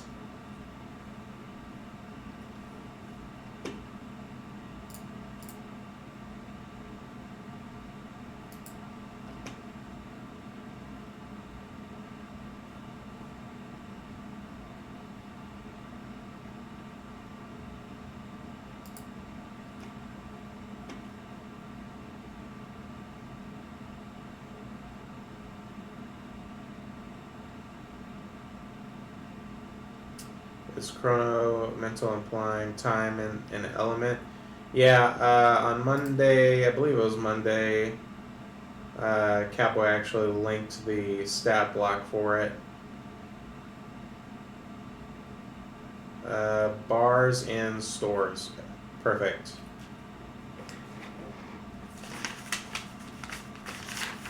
I am good with that for the next deep dive.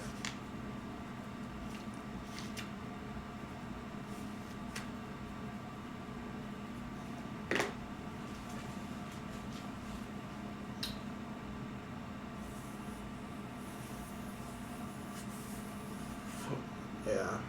I may, full disclosure, I may have to either do a shortened stream next Saturday or potentially skip it, depending. We will see though. I'll announce it for sure once I know. A good friend of mine just got a new job and is leaving our friend slash coworker is leaving our job, so we're celebrating her departure at some point. But yes, we do have a whole list of them. We got plenty of names. Yeah, we could do bars and stores and brothels. How about that?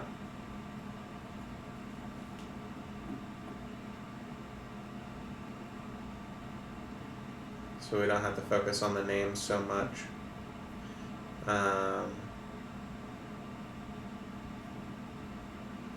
what I might do, I'm gonna wait till I know exactly what time I'm gonna be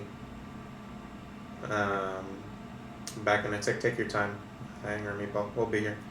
What I may do is, just depending on what it sounds like that day is gonna be like, I may do a deep dive on Wednesday instead, since it's a good point, Cowboy. We already have kind of a good list of names, so maybe Monday we do a generic stream, and then Wednesday we do a deep dive. And since we have so many ideas, we can do a continuation on Saturday. And so if it's, 2 deep dives in 1 week, that's fine. If I gotta skip the Saturday stream for whatever reason, then we don't have to miss the deep dive for that week. So that's probably what I'll do. I'll probably do a deep dive on Wednesday regardless. And then by that point I'll know exactly what I need to do.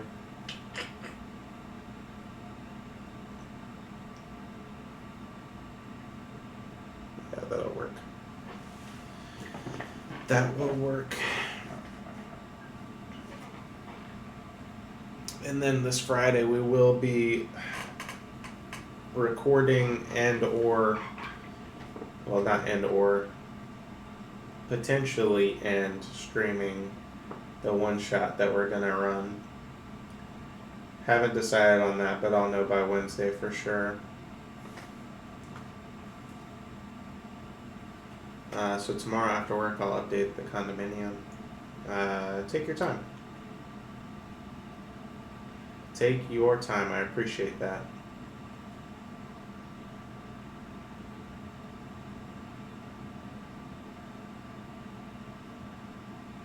Yeah, there's no rush to get it updated, but I appreciate it all the same. It'll definitely make it easier for us to go back through.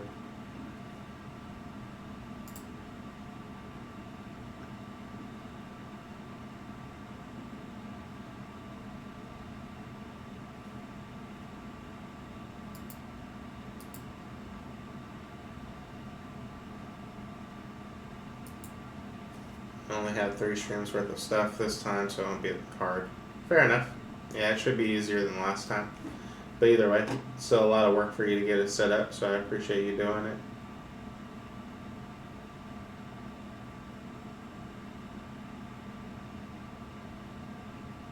Ooh. So I'm thinking about the Karen creature, right? So what if Karen is a demon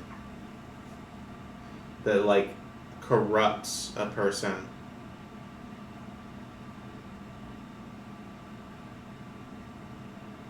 Must you what? Angry meatball.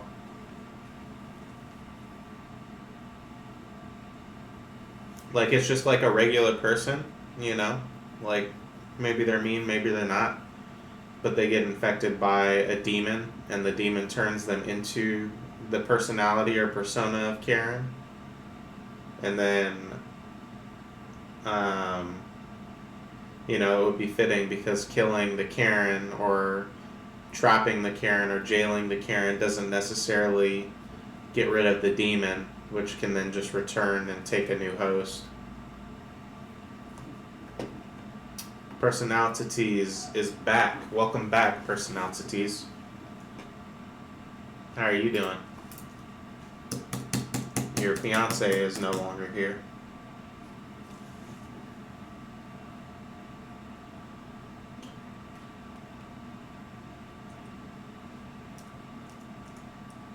What am I doing?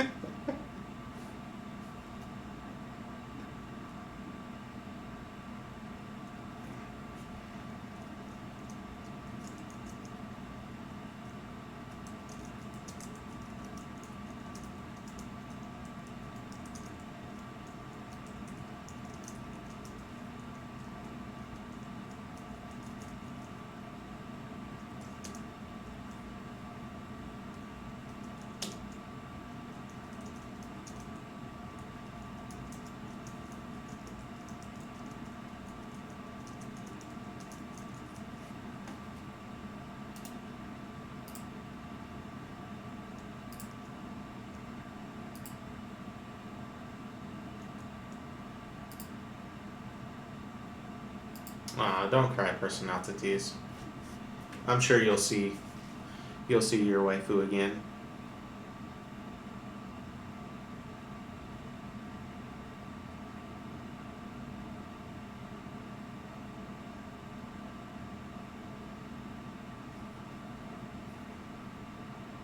No.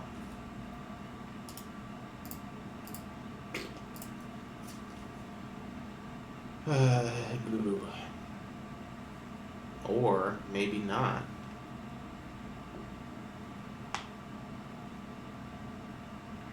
Oh. Yeah, I don't know. I like that idea. I like the idea of Karen being a demon.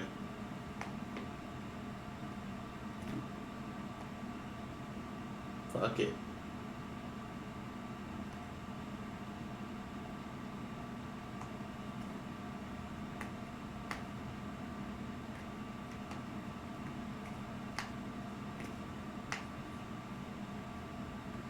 A demon.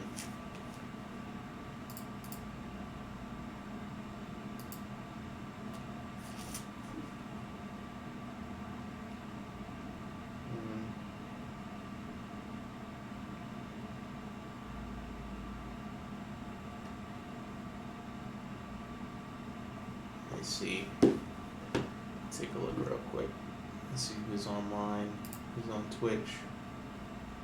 I think our boy Dungeon Master Symposium was on earlier. He sure is on.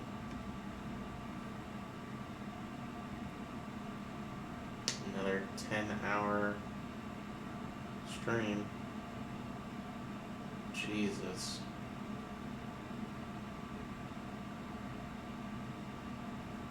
The main way you can tell someone is possessed is their hairstyle changes. Hell yeah.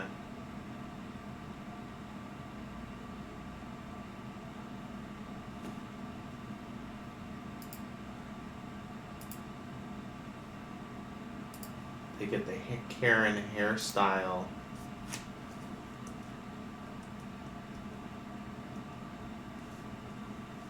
Yeah, I saw earlier. Dude's putting in work.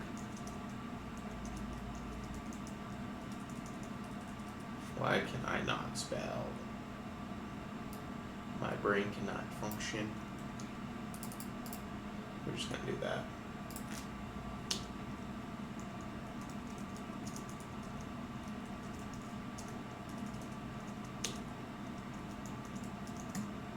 I've done too much typing today. I gotta do two school projects. One was like a 7-page paper, which isn't the longest paper, but longer than I wanted to write today. And then I had to do a PowerPoint presentation. And I cannot stress that I was just typing stuff. What was the paper on? I, at the beginning of the course, had to pick a company, and from like a list of 6 companies, so the company I ended up picking was Pfizer. And the paper, basically I had to write a paper about Pfizer's social responsibility programs. So I had to do some research onto Pfizer's social responsibility policies. No, I'm tripping. That's how long the day has been. That was the PowerPoint I had to make, was about Pfizer social responsibility. The paper was about, I had to pick 2 random companies and talk about their manufacturing, and basically talk about how, compare and contrast how they manage their supply chain and ways they could improve their supply chain. Like just a bunch of random specifics on their supply chain was the 7-page paper. So I did Burt's Bees, the lip balm company, and then Gorilla Glue, because they were both random as fuck. Fairly easy, but also very time consuming. That's what most of my day was. But at least they're the last major assignments of these courses. And I think I only need to get a 50 on either one of them to pass. What class would ask for a paper like this? Operational management is the course. So trying to prove my proficiency and understanding in operations management.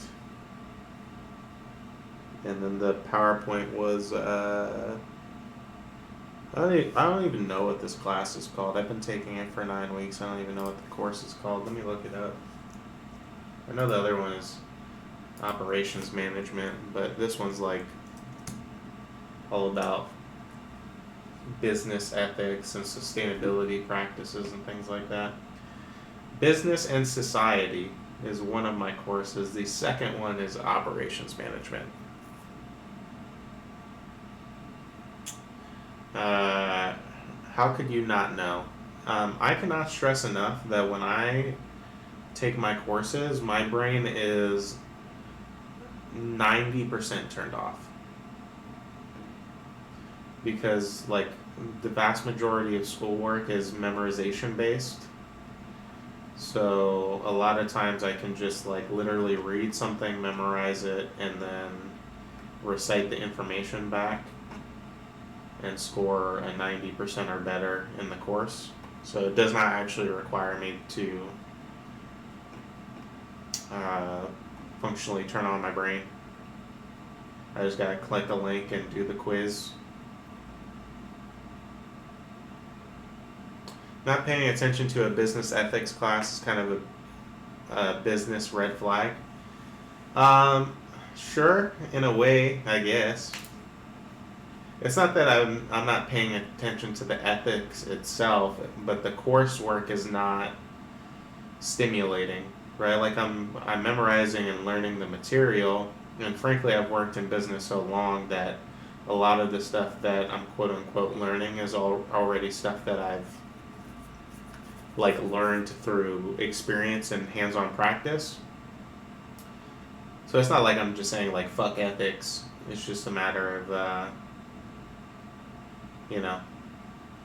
there's no inherent advantage for me to spend 10 hours a day studying this stuff because I already know most of it. Who do they teach? I'm not sure what you mean by who do they teach.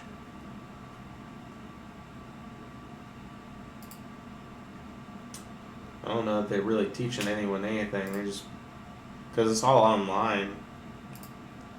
It's just a bunch of bullshit, honestly.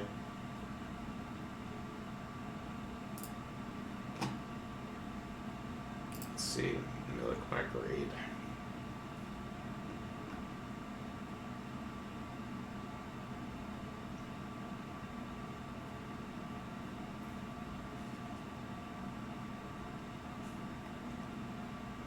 $25, $50, $75.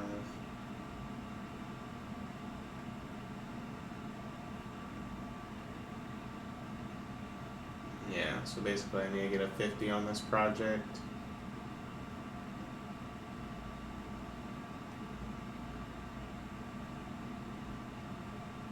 Which I doubt I'm going to get a 50 on it. Considering I've gotten at least a B on everything I've done in school.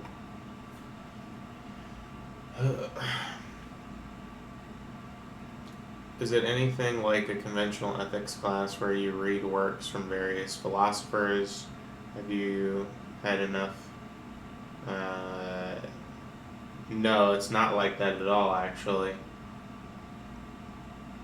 It's a lot more of business ethics from the sense of like talking and discussing specifically what businesses do in the modern day to prove that they're sustainable and be a effective part of the community, right? And looking at it both from the quote unquote ethical standpoint and then the business profitability standpoint.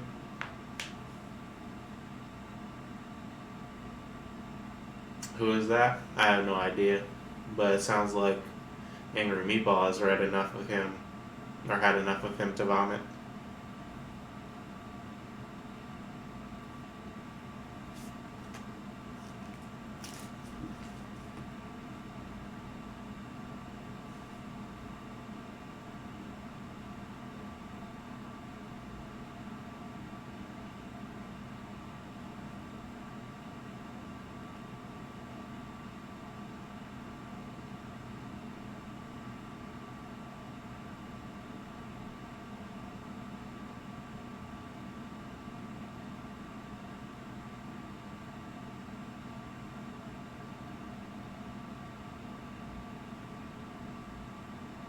Modern neo-Marxist.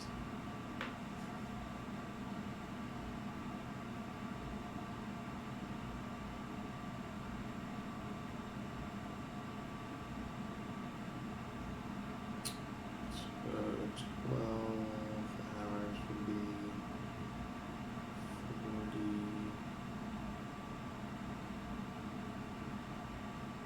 44.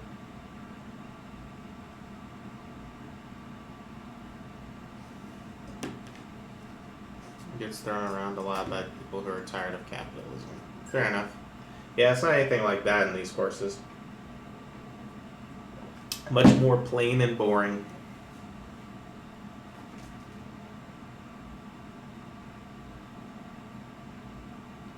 I took a philosophy course once where the first thing the professor did is try to sell his book to us. Needless to say, I did not learn a lot from that man.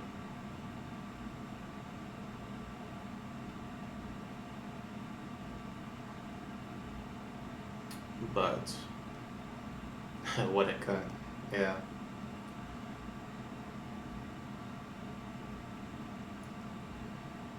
Yeah, I did not stay in that class very long.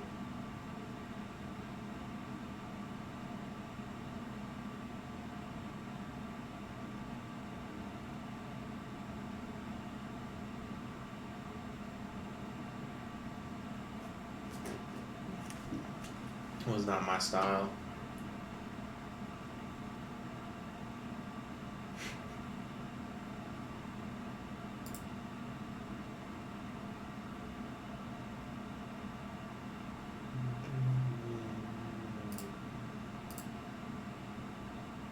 Let's see, what do I need to get on this other one? Yeah, I don't even need a 50 on this one, I don't think.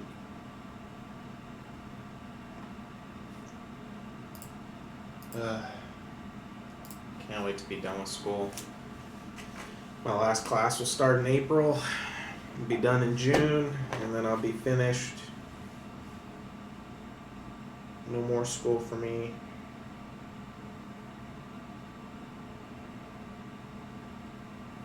I'd have done the university, but I had to start working straight from sixth form.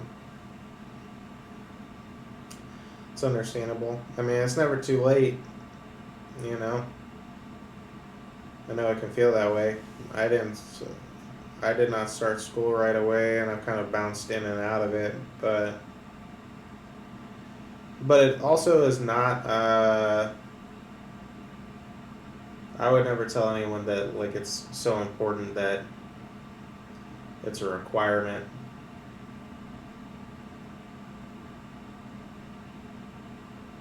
I've got money now, but I'm not dumb enough to pay for university here. Hey, none taken. None taken. Yeah, trust me. Part of why I went back and finished school is because I was lucky enough to get an employer to pay my tuition for me. Thank you, Catboy. I appreciate that. Catboy says congrats on almost graduating. Yeah, I'm excited. I am excited to be done.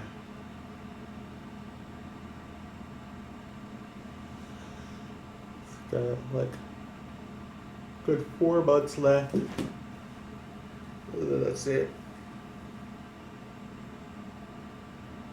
But yeah, I know that the American school system is a ripoff / joke in a lot of ways. So luckily I'm not paying full price for it.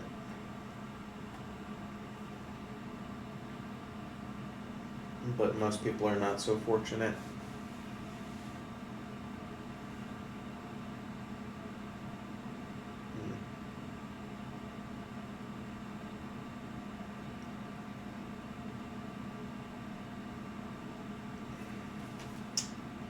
Let's see. It's 11:49. All right.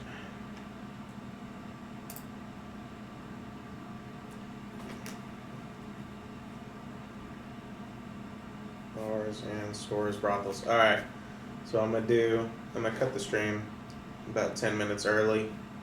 Send you guys over to Dungeon Master.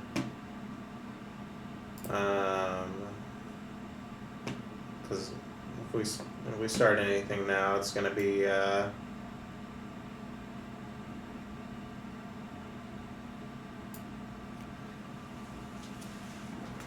be useless.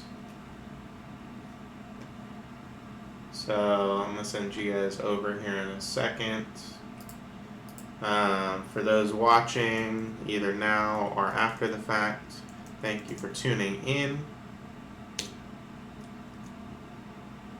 As always, thanks for sticking around and helping with these ideas. On Monday, we will be back at 8 p.m. Central to talk about bars, and stores, and brothels. And we will be doing the deep dive on Wednesday, as well as potentially Saturday, depending on how many ideas we churn out. So, until then, I will see you guys next time. Y'all have a great night. And I will be sending you guys over to Dungeon Master Symposium. Thanks again, guys. I appreciate y'all.